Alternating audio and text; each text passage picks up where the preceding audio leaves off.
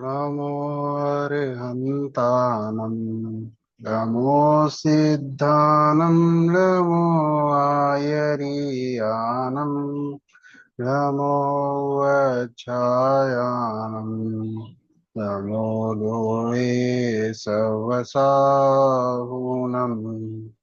संतप्त मानस शांत हो जिनके गुणों के गान में वे वर्तमान महान जिन विचरे हमारे ध्यान में।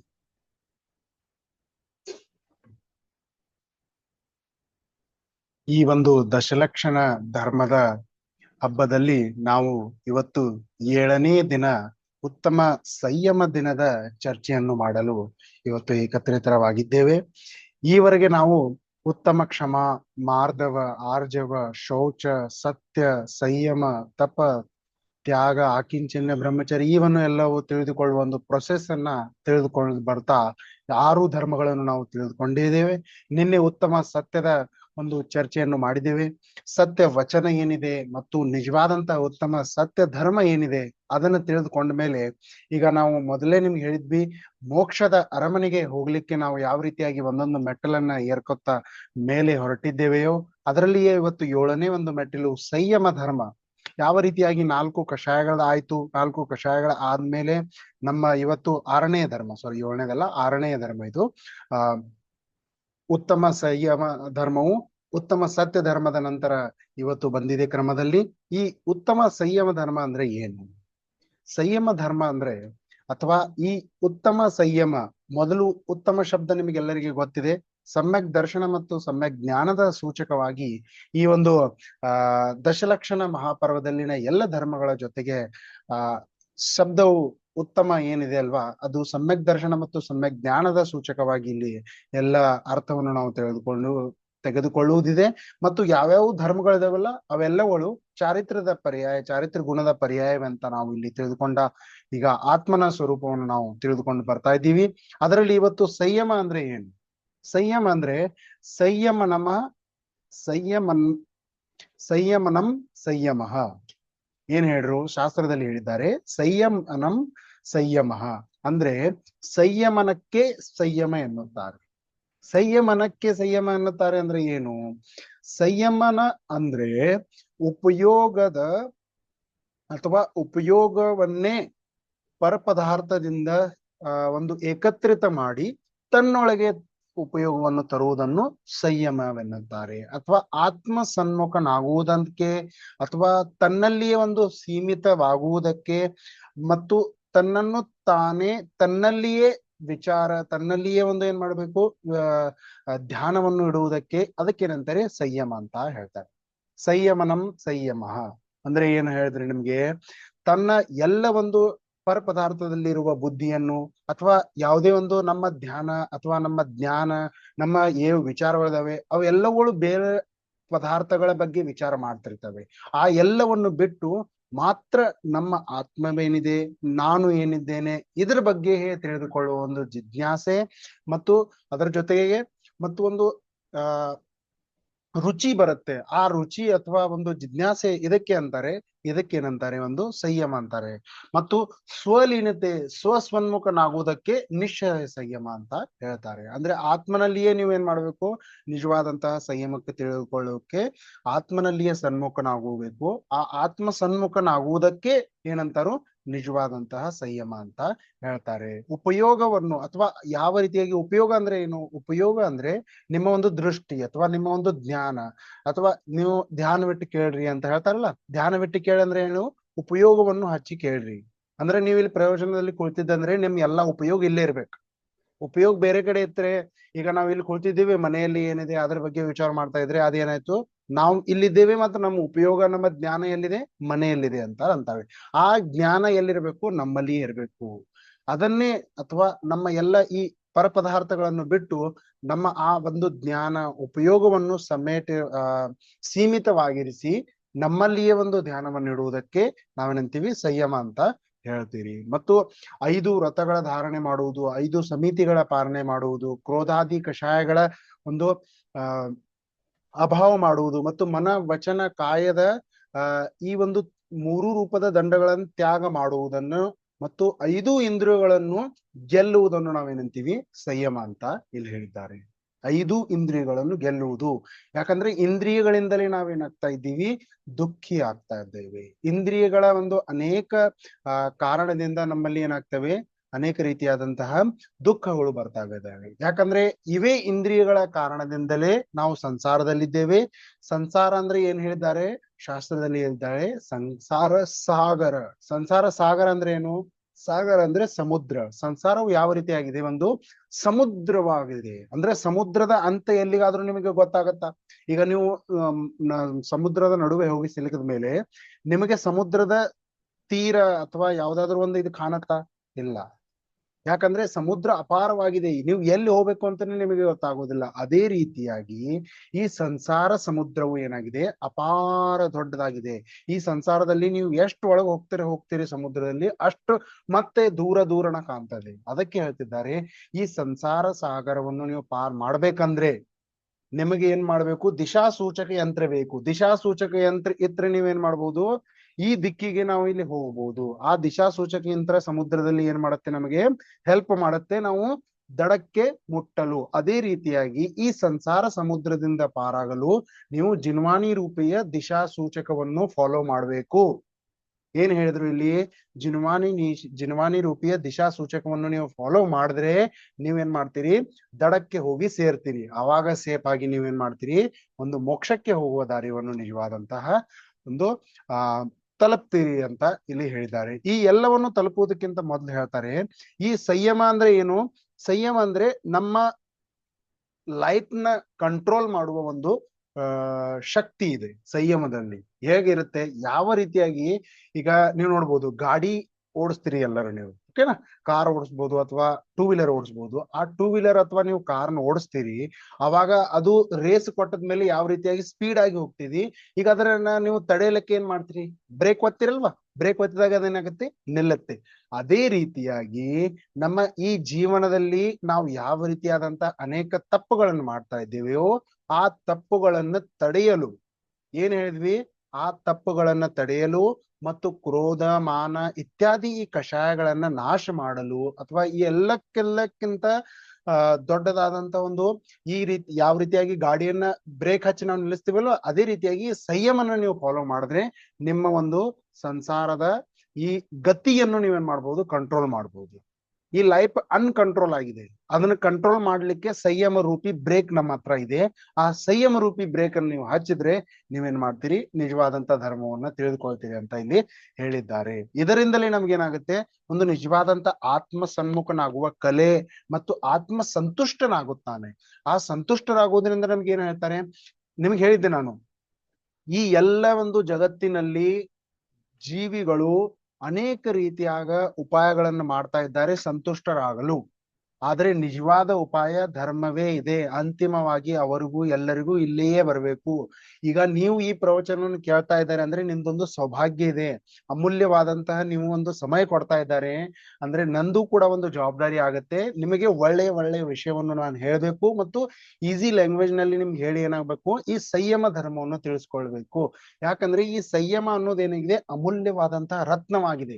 ಈ ರತ್ನ ಯಾರ ಕಡೆ ಇರುತ್ತಲ್ವಾ, ಅವರು ಏನಾಗಿರ್ತಾರೆ, ಅವ್ರಿಗೊಂದು ಚಿಂತಾಮಣಿ ರತ್ನ ಸಿಕ್ಕದಂಗೆ. ಚಿಂತಾಮಣಿ ರತ್ನ ಅಂದ್ರೆ ಏನು? ಚಿಂತಾಮಣಿ ರತ್ನ ಅಂದ್ರೆ ಆ ರತ್ನವು ಯಾವ ಮುಟ್ಟುತ್ತದೆಯೋ ಬಂಗಾರ ಅಥವಾ ಬಂಗಾರದಾಗಿರುತ್ತೆ, ಅಂದ್ರೆ ಕೆಬ್ಬನಿಗೆ ಮುಟ್ಟಿದ್ರೆ ಆ ಕೆಬ್ಬನ ಬಂಗಾರ ಆಗಿ ಹೋಗ್ಬಿಡುತ್ತೆ. ಆ ರೀತಿಯಾಗಿ ಒಂದು ಈ ಸಂಯಮ ರತ್ನ ಇದೆ. ಸಂಯಮ ಇದ್ರೆ ನಿಮ್ಮ ಜೀವನದಲ್ಲಿ ಎಲ್ಲವೂ ನೀವೇನ್ ಮಾಡ್ಕೊಳ್ಬಹುದು, ಪ್ರಾಪ್ತ ಮಾಡಿಕೊಳ್ಬಹುದು ಅಂತ ಇಲ್ಲಿ ಹೇಳಿದ್ದಾರೆ. ಯಾವ ರೀತಿಯಾಗಿ ನೀವು ನೋಡಬಹುದು, ಕುದುರೆ ಓಡುತ್ತಿರುತ್ತೆ ಮತ್ತು ಕುದುರೆಗೆ ಲಗಾಮ್ ಹಾಕಿರ್ತಾರೆ. ಕುದುರೆಗೆ ಲಗಾಮ್ ಹಾಕಿರ್ತಾರಲ್ಲ, ಮೂಗಿನಲ್ಲಿ ಒಂದು ಹಾಕಿ ಅಲ್ಲಿ ಲಗಾಮ್ ಹಿಡಿದಿರ್ತಾರೆ, ಅದನ್ನ ಹೇಳಿದ್ರೆ ಏನ್ ಮಾಡುತ್ತೆ, ಕುದುರೆ ನಿಲ್ತದೆ. ಅದೇ ರೀತಿಯಾಗಿ ನಿಮ್ಮ ಕೂಡ ನಿಲ್ಸುವುದಕ್ಕೆ, ನೀವು ನಿಲ್ಲಿಸುವುದಕ್ಕೆ ಏನ್ ಮಾಡ್ಬೇಕು, ನೀವು ಸಂಯಮನ ಫಾಲೋ ಮಾಡ್ಬೇಕು. ಆ ಸಂಯಮನ ನೀವು ಫಾಲೋ ಮಾಡಿದ್ರೆ ಏನಾಗತ್ತೆ, ನಿಮ್ಗೆ ಈ ರೀತಿಯಾದಂತಹ ಲಗಾಮ್, ಆ ಸಂಯಮ ನಿಮ್ಮ ಜೀವನದಲ್ಲಿ ಇದ್ರೆ ನೀವು ಜೀವನವನ್ನು ಏನ್ ಮಾಡ್ಬೋದು, ಒಂದು ಈ ಜೀವನವನ್ನು ನೀವು ಒಳ್ಳೆಯದಾಗಿ ಒಂದು ಅದೃಷ್ಟವಾದಂತಹ ಅದ್ಭುತವಾದಂತಹ ಕಲೆಯ ಮುಖಾಂತರ ನಿಮ್ಮ ಈ ಜೀವನವನ್ನು ನೀವು ಸಾಗಿಸಬಹುದು ಅಂತ ಇದು ಹೇಳ್ತಾರೆ. ಈಗ ಜಿನ ಮಂದಿರವು ನಮ್ದು ಯಾವ ರೀತಿಯಾಗಿರುತ್ತೆ, ಜಿನ ಮಂದಿರದಲ್ಲಿ ನಾವು ಸಂಯಮದಿಂದ ಹೋಗಬೇಕು ಅಂತ ಹೇಳ್ತಾರೆ. ಈಗ ನೀವು ನೋಡಿರ್ಬೋದು ಯಾವ ರೀತಿಯಾಗಿ ನೀವು ಒಂದು ಯಾವುದೇ ಮಂದಿರದಲ್ಲಿ ಹೋಗ್ತೀರಿ ಅಥವಾ ಯಾವುದೇ ಒಂದು ಆ ದರ್ಶನ ಪಡೆಯಲಿಕ್ಕೆ ಮುನಿರಾಜರ ಹತ್ರ ಹೋಗ್ತೀರಿ, ಅಲ್ಲಿ ನೀವು ಚೀರಾಡ್ಕೊಂತ ಹೋಗ್ತೀರಾ? ಇಲ್ಲಲ್ವಾ? ಚೀರಾಡ್ಕೊಂತ ಹೋಗ್ತೀರಾ? ಇಲ್ಲ, ಅಲ್ಲಿ ಏನಂತೀರಿ, ನಿಸ್ಸೈ ಅಂತ ಹೋಗುತ್ತಾ ಆ ರೀತಿಯಾಗಿ ನಾವು ಏನ್ ಮಾಡ್ತೀವಿ, ಜಿನ ಮಂದಿರ, ಜಿನ ದೇವರ, ಜಿನ ಗುರುಗಳ ದರ್ಶನವನ್ನು ಪಡೆಯಲಿಕ್ಕೆ, ಜಿನ ಶಾಸ್ತ್ರದ ದರ್ಶನ ಪಡೆಯಲಿಕ್ಕೆ ಅಲ್ಲಿ ಮಂದಿರದ ಒಳಗೆ ಹೋಗ್ತೀವಿ. ಅವಾಗ ನಾವು ಕರುಣೆಯ ಮುಖಾಂತರ, ದಯೆ ಮುಖಾಂತರ, ಸಂಯಮದಿಂದ ಹೋಗ್ತೀವಿ. ಈಗ ಒಬ್ಬೊಬ್ರು ಇರ್ತಾರೆ, ಅಲ್ಲಿಯೂ ಕೂಡ ಏನ್ ಮಾಡ್ತಾರೆ, ಅವರು ಮೊಬೈಲ್ ತಗೊಂಡ್ ಅಲ್ಲೇ ಮಾತಾಡ್ಕೊಂಡು ಜೋರ್ ಜಾರಾಗಿ ಮಾತಾಡ್ಕೊತ ಹೋಗ್ತಾರೆ. ಅದೇ ವ್ಯಕ್ತಿ ರಾಷ್ಟ್ರಪತಿ ಭವನದಲ್ಲಿ ಅಥವಾ ಮುಖ್ಯಮಂತ್ರಿಗಳ ಹತ್ರ ಭೇಟಿ ಆದ್ಲಾಕ್ ಹೋಗದಾಗ ಅವನೇನ್ ಮಾಡ್ತಾನೆ, ಮೊದ್ಲು ಮೊಬೈಲ್ ಅನ್ನ ಸೈಲೆಂಟ್ ಮಾಡಿಬಿಡ್ತಾನೆ. ಈಗ ಮಂದಿರದಲ್ಲಿ ಬಂದಾಗ ಅದನ್ನ ಮಾಡ್ತಾ ಇಲ್ಲ ಅವನು, ಆದ್ರೆ ಮೊಬೈಲ್ ಸೈಲೆಂಟ್ ಮುಖ್ಯಮಂತ್ರಿ ಹತ್ರ ಹೋಗ್ತಾ ಇರುವಾಗ ಮಾಡ್ತಾ ಇದ್ದಾನೆ. ಅಂದ್ರೆ ಮುಖ್ಯಮಂತ್ರಿಯನ್ನು ದೇವ್ರಕ್ಕಿಂತ ದೊಡ್ಡದಾಗಿ ಅವನು ಮನ್ನಿಸ್ತಾ ಇದ್ದಾನೆ. ಇದೇನಾಯ್ತು? ತಪ್ಪಾಯ್ತು. ಯಾಕಂದ್ರೆ ಜಿನೇಂದ್ರ ಭಗವಂತರು ಇಡೀ ಜಗತ್ತಿನಲ್ಲಿಯೇ ಎಲ್ಲಕ್ಕಿಂತ ದೊಡ್ಡ ಒಂದು ಸ್ಥಾನದಲ್ಲಿದ್ದಾರೆ. ಅವರು ಎಲ್ಲಕ್ಕಿಂತ ದೊಡ್ಡವರು ಯಾಕಿದ್ದಾರೆ? ಯಾಕಂದ್ರೆ ಅವರು ಈ ಮೂರೂ ಲೋಕದಲ್ಲಿನ ಅಗ್ರಭಾಗದಲ್ಲಿ ಮತ್ತು 5 ಇಂದ್ರಿಯ, ನಾವು ಯಾವ ಇಂದ್ರಿಯಗಳಿಂದ ಕಾರಣದಿಂದ ದುಃಖಿಯಾಗಿದ್ದೇವಲ್ವಾ, ಅವು ಎಲ್ಲ ಇಂದ್ರಿಯಗಳನ್ನು ಅವ್ರೇನು ಜಿನೇಂದ್ರ ಭಗವಂತರು ಜೀತ್ ಲಿಯಾ ಅಂದ್ರೆ ಗೆದ್ದಿದ್ದಾರೆ. ಅವರು ಗೆದ್ದಿದ್ದಾರೆ. ಅದಕ್ಕಾಗಿಯೇ ಅದನ್ನ ಅವರನ್ನ ಏನಂತೀವಿ ನಾವು, ಜಿತೇಂದ್ರಿಯ ಜಿನೇಂದ್ರ ಭಗವಂತರಂತ ಇಲ್ಲಿ ಹೇಳಿದ್ದಾರೆ. ಆ ಜಿನೇಂದ್ರ ಭಗವಂತರ ಒಂದು ಕಲೆಯನ್ನು ಅಥವಾ ಆ ಜಿನೇಂದ್ರ ಭಗವಂತರು ಯಾವ ರೀತಿಯಾಗಿ ಜಿನೇಂದ್ರ ಭಗವಂತರಾಗಿದ್ದಾರೆಯೋ ಅವು ಆ ಒಂದು ರಸ್ತೆಯನ್ನು ಫಾಲೋ ಮಾಡಿ ನೀವು ಕೂಡ ಒಂದು ಜಿನೇಂದ್ರ ಭಗವಂತರಾಗಬಹುದು ಅಂತ ಇಲ್ಲಿ ಹೇಳಿದ್ದಾರೆ. ಈ ರೀತಿಯಾಗಿ ನಾವೇನ್ ಮಾಡ್ವಿ, ಸಂಯಮವನ್ನು ತಿಳಿದುಕೊಂಡು ಮುಂದೆ ಹೋಗೋಣ. ಈ ಸಂಯಮ ಅಂದ್ರೆ ಏನು? ಸಂಯಮ ಇದೇನಾಗಿದೆ, ನಿಜವಾದಂತಹ ಒಂದು ನಮ್ಮ ಜೀವನದಲ್ಲಿನ ಒಳ್ಳೆಯ ಅಂಗವಾಗಿದೆ. ಯಾವ ರೀತಿಯಾಗಿ ನಮ್ಮ ಒಂದು ಜೀವನದಲ್ಲಿ ಆದರ ಸತ್ಕಾರ ಪೂರ್ವಕವಾಗಿ ನಾವು ನಮ್ಮ ಜೀವನದಲ್ಲಿ ಅನೇಕ ರೀತಿಯಾದಂತಹ ಗೌರವ ಪೂರ್ವಕವಾಗಿ ಎಲ್ಲರನ್ನು ನೋಡ್ತೀವೋ, ಅದೇ ರೀತಿಯಾಗಿ ಒಂದು ಸಂಯಮ ನಮ್ಮಲ್ಲಿ ಇದ್ರೆ, ಈಗ ಸಂಯಮ ಹೆಂಗ್ ಬರುತ್ತೆ ನೋಡಿ. ಈಗ ನಾವು ಕ್ರೋಧ, ಮಾನ, ಮಾಯೆ, ಕಷಾಯಗಳನ್ನು ಮೊದಲು ಅಭಾವ ಮಾಡಿದ್ವಿ. ಅದರ ನಂತರ ನಾವೇನ್ ಮಾಡಿದ್ವಿ, ಸತ್ಯವನ್ನು ಹೇಳುವುದನ್ನು ಸ್ಟಾರ್ಟ್ ಮಾಡಿದ್ವಿ. ನೀವು ಒಂದೊಂದು ಧರ್ಮಗಳನ್ನು ತಿಳ್ಕೊಂಡು ಹೊಂಟಿದ್ದೀರಿ ಡೈಲಿ ಅಂದ್ರೆ ಅದನ್ನ ನೀವು ಫಾಲೋ ಮಾಡ್ಕೋಬೇಕು. ಯಾಕಂದ್ರೆ ಇವು ಎಲ್ಲಾ ಒಂದು ಧರ್ಮಗಳಿದೆಲ್ವಾ, ಯಾವ ರೀತಿಯಾಗಿ ನೀವು ನೋಡಿರ್ಬೋದು. ಈಗ ನನ್ನ ಒಂದು ಕೈಯಲ್ಲಿ ಒಂದು ಇದಿದೆ, ಬ್ರೆಸ್ಲೆಟ್ ಇದೆ. ಈ ಬ್ರೆಸ್ಲೆಟ್ ನಲ್ಲಿ ನೀವು ನೋಡ್ಬೋದು ಒಂದಿದು ಚೈನ್ಗಳದಾವು. ಇವು ಚೈನ್ ಒಂದೊಂದೊಂದೊಂದು ಏನಿದಾವೆ, ಬ್ರೆಸ್ಲೆಟ್ಗಳು ಜಾಯಿಂಟ್ ಆಗಿವೆ. ಇವು ಧರ್ಮಗಳು ಕೂಡ ಏನಾಗಿದೆ, ಇವು ಜಾಯಿಂಟ್ ಆಗಿ ಒಂದು ಇದಾಗಿದೆ, ಧರ್ಮದ ಒಂದು ಮಾಲೆ ಆಗಿದೆ. ಈ ಮಾಲೆಯನ್ನು ಧರಿಸ್ಬೇಕಂದ್ರೆ ನಾವೇನ್ ಮಾಡ್ಬೇಕು, ಎಲ್ಲ ಒಂದು ಮಾಲೆಗಳನ್ನು ತಿಳ್ಕೋಬೇಕು. ಸರಿಯಾಗಿ ಹೊಂದಾಣಿಕೆಯಿಂದ ತಿಳ್ಕೊಂಡ್ರೇನೆ ನಾವೇನ್ ಮಾಡ್ತೀವಿ, ಈ ಒಂದು ಮಾಲೆಯನ್ನು ಧರಿಸಲಿಕ್ಕೆ ಸಾಧ್ಯ. ಒಂದು ಕೂಡ ಇದರಲ್ಲಿ ಕರೆಕ್ಷನ್ ಇಲ್ಲ ಅಂದ್ರೆ ಅದೇನ್ ಬಿಡುತ್ತೆ, ಬಿದ್ದು ಬಿಡುತ್ತೆ. ಅದಕ್ಕೆ ಹೇಳ್ತಾ ಇದ್ದಾರೆ, ಎಲ್ಲ ಧರ್ಮವನ್ನು ಸೂಕ್ಷ್ಮವಾಗಿ, ಸ್ಥೂಲವಾಗಿ ನಿಮ್ಗೆ ಹೇಗ್ ಬರುತ್ತೆ ಅದನ್ನ ಸ್ವಲ್ಪವಾಗಿ ತಿಳ್ಕೊಂಡು ಹೋಗ್ರಿ. ಅದರಿಂದ ನಿಮ್ಗೆ ಏನಾಗುತ್ತೆ, ಜೀವನದಲ್ಲಿ ಲಾಭವೇ ಲಾಭವಾಗುತ್ತಾ ಹೋಗುತ್ತೆ ಅಂತ ಇಲ್ಲಿ ಹೇಳ್ತಾರೆ. ಮತ್ತು ಪಾಪವನ್ನು ಮಾಡುವ ಮೊದಲ ಈ ಜೀವಿ ಏನ್ ಮಾಡೋದಿಲ್ಲ, ವಿಚಾರವೇ ಮಾಡೋದಿಲ್ಲ. ಯಾವುದೇ ಒಂದು ಕೆಲಸ ಮಾಡೋಕ್ಕಿಂತ ಮೊದಲು ಇವನು ವಿಚಾರ ಮಾಡ್ಬೇಕು. ಯಾಕಂದ್ರೆ ಸಂಯಮದಿಂದ ನಾವು ಇರ್ಬೇಕು. ನಮ್ಮ ಜೀವನದಲ್ಲಿ ಯಾವ ರೀತಿಯಾಗಿರ್ಬೇಕು, ಒಂದು ಸಂಯಮದಿಂದ ಇರ್ಬೇಕು. ಸಂಯಮದಿಂದ ಇರ್ಬೇಕಂದ್ರೆ ಏನ್ ಇರ್ಬೇಕು, ಸಂಯಮದಿಂದ ಇರ್ಬೇಕಂದ್ರೆ ನಾವು ಯಾವುದೇ ಒಂದು ಕಾರ್ಯ ಮಾಡುವ ಮುಂಚೆ ಯಾರಿಗೂ ಒಂದು ನಮ್ಮ ವಾಣಿಯ ಮುಖಾಂತರ ಯಾರಿಗೂ ಸಂಬೋಧಿಸುವ ಮೊದಲು ನಾವು ವಿಚಾರ ಮಾಡ್ಬೇಕು, ನಾವು ಏನ್ ಮಾತಾಡ್ತಿದ್ದೀವಿ ಅಥವಾ ಏನ್ ಮಾತಾಡ್ಬೇಕು. ಈಗ ಯಾವ ರೀತಿಯಾಗಿ ನಾವು ಜಾಬ್ ನಲ್ಲಿ ಒಂದು ಇಂಟರ್ವ್ಯೂ ಕೊಡ್ಲಿಕ್ಕೆ ಮುಂಚೆ ಹೋಗ್ಲಿಕ್ಕೆ ನಾವು ಯಾವ ರೀತಿಯಾಗಿ ತಯಾರಿ ಮಾಡ್ತೀವಿ, ಅದೇ ರೀತಿಯಾಗಿ ನಾವು ಮೋಕ್ಷಕ್ಕೆ ಹೋಗುವಲ್ಲಿದ್ದೇವೆ ಅಥವಾ ಈ ಒಂದು ಜಿನೇಂದ್ರ ಭಗವಂತರ ಮಾರ್ಗದಲ್ಲಿ ನಡೆದಿದ್ದೇವೆ ಅಂದ್ರೆ ಆ ಜಿನೇಂದ್ರ ಭಗವಂತರ ಹೇಳಿದ ಮಾರ್ಗವನ್ನು ನೀವು ಫಾಲೋ ಮಾಡಿದ್ರೆ ನೀವೇನಾಗತ್ತೆ, ನಿಜವಾದಂತಹ ಸುಖವನ್ನು ನೀವೇನ್ ಮಾಡ್ಬೋದು, ಪ್ರಾಪ್ತ ಮಾಡಿಕೊಳ್ಬಹುದು ಅಂತ ಇಲ್ಲಿ ಹೇಳಿರ್ತಾರೆ. ಮತ್ತು ಈ ಜೀವಿಗೆ ಒಂದು ಯಾವುದೇ ರೀತಿಯಾದಂತಹ ವಿಚಾರವೇ ಇಲ್ಲ. ಈ ಒಂದು ಸಮಯದಲ್ಲಿ ಅನ್ಲಿಮಿಟೆಡ್ ಜಂಕ್ ಫುಡ್ ಮತ್ತು ಯಾವುದೇ ರೀತಿಯಾದಂತ ಹೊರಗಿನ ಆಹಾರ ಪದಾರ್ಥಗಳನ್ನು ತಿಂದು ಅವನು ಏನ್ ಮಾಡ್ತಾ ಇದ್ದಾನೆ, ತೇಗುತ್ತಿದ್ದಾನೆ. ತಿಂದು ತೇಗ್ತಾನೆ ಅಂತ ಅಂತಿರಲ್ಲ, ಬಹಳ ಜನ ಅಂತಾರೆ ಅವನಿಗೆ ತಿನ್ನುವ ಮೊದಲು ವಿಚಾರವಿರ್ಬೇಕು. ಆ ಒಂದು ತಿನ್ನುತ್ತಿರುವ ಆ ಆಹಾರ ಪದಾರ್ಥವು ಯಾವುದಾಗಿದೆ, ಎಷ್ಟು ದಿನದಾಗಿದೆ, ಅದು ಏನೂ ಅವನಿಗೆ ಗೊತ್ತಿಲ್ಲ. ಅವನು ಎಷ್ಟು ದಿನದ ಬ್ರೆಡ್ ಇರುತ್ತೆ, ಬರ್ಗರ್ ತಿಂತಾರೆ, ಪಿಜ್ಜಾ ತಿಂತಾರೆ, ಈ ಎಲ್ಲ ಏನಿದೆ ಇದೆಲ್ಲ ಪಾಶ್ಚಾತ್ಯ ಸಂಸ್ಕೃತಿಯಿಂದ ಬಂದ ನಮ್ಮ ಭಾರತ ಸಂಸ್ಕೃತಿಯ ಮೇಲೆ ಏನ್ ಮಾಡಿದೆ, ಆಕ್ರಮಣ ಮಾಡಿದೆ. ಪಿಜ್ಜಾ, ಬರ್ಗರ್, ಮೊಮೋಸ್, ಚೌಮಿನ್ ಅಂತ ತಿಂತಾರೆ. ಇದೆಲ್ಲ ಏನಿದೆ, ಇದು ಜಂಕ್ ಫುಡ್ ಇದೆ. ಇದರಿಂದ ನಮಗೆ ಹಾನಿಯೇ ಆಗುವುದಿದೆ, ಎಂದೂ ಕೂಡ ಇದರಿಂದ ಲಾಭವಾಗುವುದಿಲ್ಲ. ಅದಕ್ಕೆ ಹೇಳ್ತಾರೆ ಮನೆಯಲ್ಲಿಯೇ ತಯಾರಿಸಿದ ಪದಾರ್ಥಗಳನ್ನು ನೀವು ಸೇವಿಸ್ಬೇಕಂತ ಮೊದ್ಲೇ ನಮ್ಮ ಜೈನ ಧರ್ಮ ಹೇಳಿದೆ. ಮತ್ತು ಅದರಲ್ಲಿಯೂ ಕೂಡ ನೀವು ಯಾವುದೇ ಹಿಟ್ಟನ್ನು ಬಳಸ್ತಿದ್ರಿ, ಗೋಧಿ ಹಿಟ್ಟು, ಜೋಳದ ಹಿಟ್ಟು, ಇವೆಲ್ಲವನ್ನು ಮರ್ಯಾದಿತವಾಗಿ, ಎಣ್ಣೆ, ಇವೆಲ್ಲ ಮರ್ಯಾದಾ ಪದಾರ್ಥದಲ್ಲಿ ನೀವೇನ್ ಮಾಡ್ಬೇಕು, 1 ವಾರ ಅಥವಾ 2 ದಿನ 3 ದಿನ ಈ ರೀತಿಯಾಗಿ ನೀವು ರಿಪೀಟ್ ಆಗಿ ಅದನ್ನು ಅಂದ್ರೆ ಇನ್ಸ್ಟಂಟ್ ಆಗಿ ನೀವು ಬಿಸುಕಲ್ಲಿನಿಂದ ಅದನ್ನ ಏನ್ ಮಾಡ್ಬೇಕು, ಉಪಯೋಗ ಮಾಡ್ಬೇಕಂತ ಇಲ್ಲಿ ಹೇಳ್ತಾ ಇದ್ದಾರೆ. ಇದು ಎಲ್ಲವೂ ಏನ್ಬತ್ತು, ಸಂಯಮದಿಂದ ಜೀವನವನ್ನು ಜೀವಿಸುವ ಒಂದು ಅಂಗದಲ್ಲಿ ಇದು ಕೂಡ ಒಂದು ಬಂತು. ಇದೊಂದು ಜೀವನದಿಂದ ನಾವೇನ್ ಮಾಡ್ಬೇಕು, ಸಾರ್ಥಕವಾಗಿ ಮಾಡ್ಬೋದು. ಮತ್ತು ಈ ಮನುಷ್ಯ ಜೀವನದಲ್ಲಿಯೇ ನಾವೇನ್ ಮಾಡ್ಬೋದು, ಈ ಸಂಯಮವನ್ನು ಫಾಲೋ ಮಾಡ್ಬೋದು.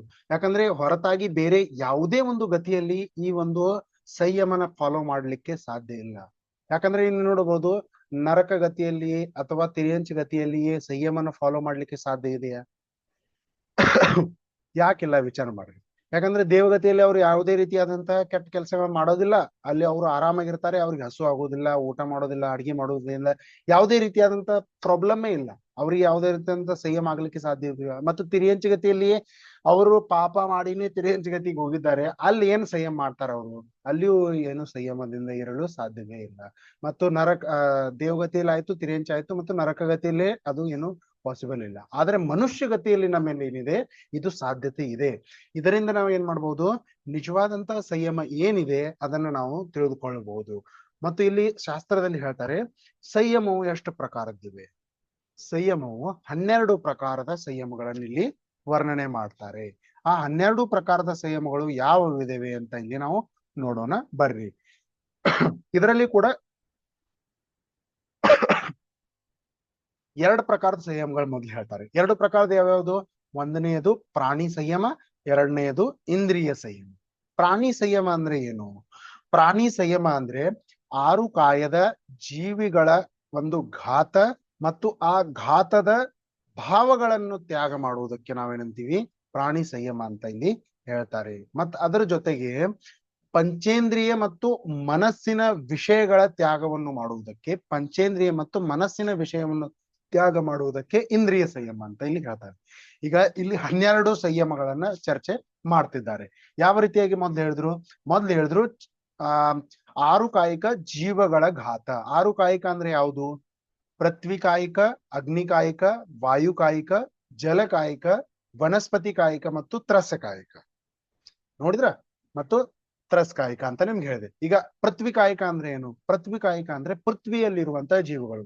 ನಾವು ಮಣ್ಣಲ್ಲಿ ಇರುವಂತ, ಪೃಥ್ವಿ ಅಂದ್ರೆ ಏನು?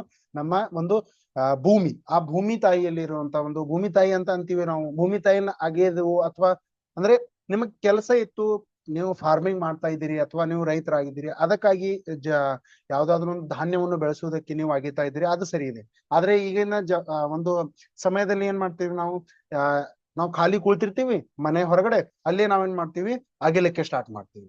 ಅದರಿಂದ ಏನ್ ಪ್ರಯೋಜನ ಆಗ್ತಾ ಇದೆ? ಏನು ಪ್ರಯೋಜನ ಆಗ್ತಾ? ಅಲ್ಲಿ ಯಾರಾದ್ರೂ ಒಂದು ಜೀವ ಇದ್ರೆ ಅದು ಎಷ್ಟು ಒಂದು ಸಹನೆ ಮಾಡ್ತಿರ್ಬೋದು, ಅದು ಸಾಯಬಹುದು. ಅಲ್ಲಿ ನಾವು ಅದರ ಸಾಯುವ ಒಂದು ಕರ್ಮ ಯಾರಿಗೆ ಬರುತ್ತೆ? ಪಾಪ ಕರ್ಮ ನಮಗೆ ಬರುತ್ತೆ. ಅದಕ್ಕೆ ಹೇಳ್ತಾರೆ ಪೃಥ್ವಿ ಕಾಯಿಕ ಒಂದು ಜೀವಿಗಳ ಘಾತವನ್ನು ನಾವು ಮಾಡಬಾರ್ದು, ಮತ್ತು ನಮ್ಮ ಭಾವ ಕೂಡ ಆಗ್ಬಾರ್ದು.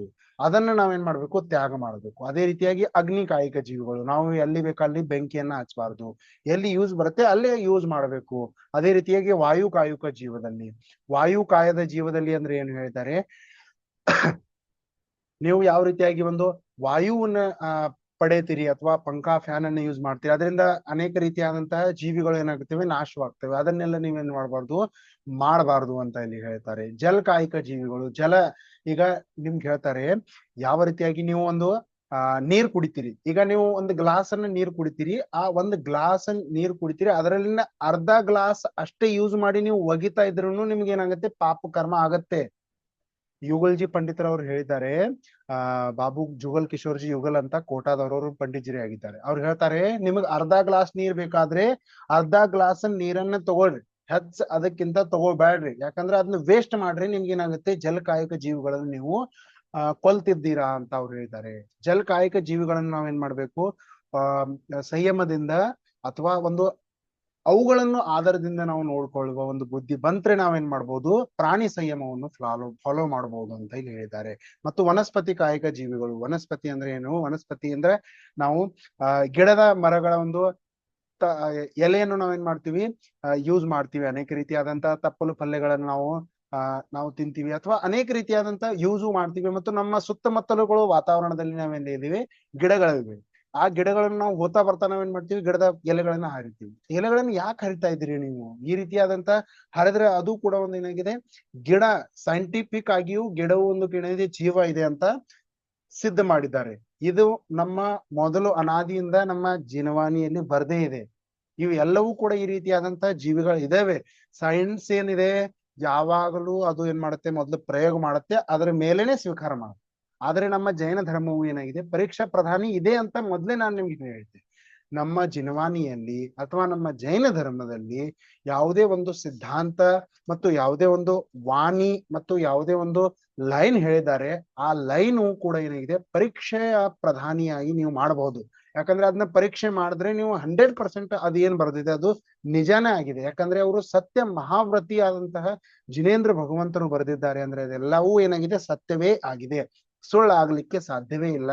ಮತ್ತು ಹೇಳ್ತಾರೆ, ಜಿನವಾಣಿಯು ಕೇವಲ ಜ್ಞಾನ ಪ್ರಾಪ್ತವಾದಂತ ಜೀವಿಗಳನ್ನ ಜಿನವಾಣಿಗಳನ್ನ ಏನ್ ಮಾಡಿದ್ದಾರೆ, ಬರೆದಿದ್ದಾರೆ. ಆ ಜಿನವಾಣಿಯಲ್ಲಿ ಬರುವ ಒಂದೊಂದು ಲೈನ್, ಒಂದೊಂದು ಶಬ್ದ, ಒಂದೊಂದು ಅಕ್ಷರವು ಏನಾಗಿದೆ, ನಿಜವಾಗಿದೆ ಆಗಿದೆ ಮತ್ತು ಮೋಕ್ಷ ಮಾರ್ಗಕ್ಕೆ ಸಂಬಂಧಿತವಾಗಿದ್ದಾಗಿದೆ, ಜೀವಿಯ ಒಂದು ಕಲ್ಯಾಣಕ್ಕೆ ಉಪಯೋಗವಾದಂತಹ ಶಬ್ದಗಳಾಗಿವೆ ಅಂತ ಇಲ್ಲಿ ಹೇಳ್ತಾರೆ. ಈ ರೀತಿಯಾಗಿ ನಾವೇನ್ ಮಾಡಿದ್ವಿ, ತ್ರಸಕಾಯಕ ಅಂದ್ರೆ ಏನು? ತ್ರಸಕಾಯಕ ಅಂದ್ರೆ 5 ಇಂದ್ರಿಯಗಳಲ್ಲಿ 1ನೇ ಇಂದ್ರಿಯ ಹಿಡಿದ್ರು 2, 3, 4, 5 ಇಂದ್ರಿಯಗಳು ಇವೆಲ್ಲವೇ ಅಂದ್ರೆ ನಾವು ಕೂಡ ಏನ್ ಬರ್ತೀವಿ, ತ್ರಸಕಾಯಕದಲ್ಲಿ ಬರ್ತೀವಿ. ಇವುಗಳ ಜೀವಿಗಳನ್ನು ನಾವೇನ್ ಮಾಡ್ಬೋದು, ಹಿಂಸೆಯನ್ನು ಮಾಡ್ಬಾರ್ದು. ಯಾರಿಗಾದ್ರೂ ನಾವು ಹೊಡೆದ್ರೆ ನಮ್ಗೆ ಏನಾಗ್ತದೆ, ಇದು ಸಂಯಮದಿಂದಲ್ಲ. ಸಂಯಮದಿಂದ ಇರ್ಬೇಕಂದ್ರೆ ನಾವು ಎಲ್ಲರನ್ನು ಆದರದಿಂದ ನೋಡ್ಕೊಳ್ಬೇಕು. ಅದರಿಂದ ನಮ್ಗೆ ಏನಾಗುತ್ತೆ, ಲಾಭವೇ ಆಗುತ್ತೆ ಹೊರತಾಗಿ ಹಾನಿ ಎಂದಿಗೂ ಆಗುವುದಿಲ್ಲ. ಹಾನಿ ಆಗುವುದಿಲ್ಲ ಅಂದ್ರೆ ಏನು? ನಿಜವಾದಂತಹ ಸಂಯಮ ಅಂದ್ರೆ ನಾವು ಇವೆಲ್ಲಾ ಪ್ರಾಣಿಗಳನ್ನು ಆದರದಿಂದ ನೋಡುವುದು, ಈ ಎಲ್ಲ ಪ್ರಾಣಿಗಳ ಒಂದು ಘಾತದಿಂದ ಬದುಕುವುದು ಮತ್ತು ಘಾತ ಮಾಡುವ ಭಾವವನ್ನು, ಅಂದ್ರೆ ಮನಸ್ಸಿನಲ್ಲಿ ಕೂಡ ನಾವು ಈ ರೀತಿಯಾದ ಭಾವಗಳನ್ನು ಏನ್ ಮಾಡುವುದಿಲ್ಲ, ಪ್ರಕಟ ಮಾಡುವುದಿಲ್ಲ. ಭಾವ ಹಿಂಸೆ ಮತ್ತು ದ್ರವ್ಯ ಹಿಂಸೆ, ಹಿಂಸೆಯಲ್ಲಿ 2 ಪ್ರಕಾರದಿವೆ. ಆ ಹಿಂಸೆಯಲ್ಲಿ ನಾವು ದ್ರವ್ಯ ಹಿಂಸೆ ಮಾಡಬಾರ್ದು, ಅದರ ಜೊತೆಗೆ ಭಾವ ಹಿಂಸೆನೂ ಕೂಡ ನಾವೇನ್ ಮಾಡಬಾರ್ದು. ಅಹಿಂಸೆ ಮಾತ್ರ ಈ ಒಂದು ಅಹಿಂಸೆ ವರ್ಡ್ ಶಾರ್ಟ್ ಇಲ್ಲ. ಅಹಿಂಸಾ ಪರಮೋ ಧರ್ಮ ಕಿ ಜಯ ಅಂತ ಯಾಕೆ ಹೇಳ್ತಾರೆ ನಮ್ಮಲ್ಲಿ? ಅಹಿಂಸೆಯೇ ನಮ್ಮ ಒಂದು ಧರ್ಮದ ಮೂಲವಾಗಿದೆ, ಮೂಲ ಸಿದ್ಧಾಂತವಾಗಿದೆ. ಈ ಮೂಲ ಸಿದ್ಧಾಂತವನ್ನು ನಾವೇನ್ ಮಾಡ್ಬೇಕು ಅಂದ್ರೆ, ನೀವು ಜನರಲ್ ಆಗಿ ಈ ಜೈನ ಧರ್ಮದ ಎಲ್ಲ ಸಿದ್ಧಾಂತಗಳನ್ನ ಫಾಲೋ ಮಾಡಿದ್ರೇನೆ ಆಟೋಮೆಟಿಕ್ ಆಗಿ ಈ ಒಂದು ಧರ್ಮದ ದಶಲಕ್ಷಣದ ಎಲ್ಲ ಧರ್ಮದ ಒಂದು ಭೇದಗಳು ಅಥವಾ ಧರ್ಮದ ಲಕ್ಷಣಗಳನ್ನು ನೀವೇನು ಮಾಡಬಹುದು, ಪ್ರಕಟ ಮಾಡಿಕೊಳ್ಳಬಹುದು. ಮತ್ತು ನಿಮ್ಮಲ್ಲಿ ಪ್ರಕಟ ಆಗುತ್ತವೆ, ಅದ್ರ ಆಟೋಮೆಟಿಕ್ ಆಗ್ತವೆ.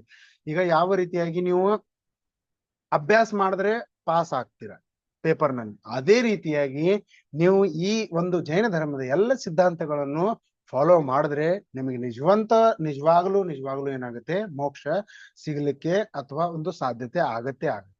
ಇಲ್ಲಿ ಏನಾಗಿದೆ, UPSC ತರ ಇದು ಕೂಡ ಒಂದು ಎಕ್ಸಾಮ್ ಇದೆ. ಇಲ್ಲಿ ಅನೇಕ ಜನರು ಏನ್ ಮಾಡ್ತಾ ಇದ್ದಾರೆ, ಮೋಕ್ಷಕ್ಕೆ ಹೋಗ್ಲಿಕ್ಕೆ ಪ್ರಯತ್ನ ಮಾಡ್ತಾ ಇದ್ದಾರೆ. ಆದ್ರೆ ಅದು ಕೂಡ ಒಂದು ಡಿಜಿಟ್ ಫಿಕ್ಸ್ ಇದೆ. 6 ತಿಂಗಳಲ್ಲಿ ಹೇಳ್ತಾರೆ, ಇದು ಇಷ್ಟೇ ಒಂದು ಜೀವಿಗಳು ಮೋಕ್ಷಕ್ಕೆ ಹೋಗ್ತಾರೆ ಅಂತ. 648 ಜೀವಿ ಮೋಕ್ಷ, 648 ಜೀವಿಗಳೇ ಮೋಕ್ಷಗಳು ಹೋಗ್ತವೆ ಅಂತ ಇಲ್ಲಿ ಬರ್ದಿದೆ ಜಿನವಾಣಿಯಲ್ಲಿ. ಅದರಲ್ಲಿ ಕೂಡ ನಂಬರ್ ಇದೆ, ಯಾರು ಮೊದ್ಲು ಹೋಗ್ಬೇಕು, ನಾವು ಹೋಗ್ತೀವ ಅಥವಾ ಮುನಿರಾಜರು ಹೋಗ್ತಾರ? ಮುನಿರಾಜ ಆಗ್ಲಿಕ್ಕೆ ಬೇಕು. ನಾವು ಮುನಿರಾಜರು ಆದ್ರೇನೆ ನಾವು ಮೋಕ್ಷ ಮಾರ್ಗಕ್ಕೆ ಹೋಗ್ಲಿಕ್ಕೆ ಸಾಧ್ಯವಿದೆ. ಮುನಿರಾಜರು ಯಾವ ರೀತಿಯಾಗಿ ತಮ್ಮ ಒಂದು ಜನ್ಮ ದಿನವನ್ನು ಆಚರಿಸ್ತಾರೆ ಅಂತ ಹೇಳ್ತಾರೆ. ಮುನಿರಾಜರು, ಈಗ ನೀವು ನೋಡಿರ್ಬೋದು, ನಮ್ಮಲ್ಲಿ ಎಷ್ಟು ತೀರ್ಥಂಕರಾಗಿದ್ದಾರೆ? 24 ತೀರ್ಥಂಕರು. ಭೂತ ತೀರ್ಥಂಕರಾಗಿದ್ದಾರೆ ಮತ್ತು ಭವಿಷ್ಯದಲ್ಲಿ 24 ಆಗ್ತಾರೆ. ಈಗ ವರ್ತಮಾನದಲ್ಲಿ ಕೂಡ 24 ತೀರ್ಥಂಕರಿದ್ದಾರೆ.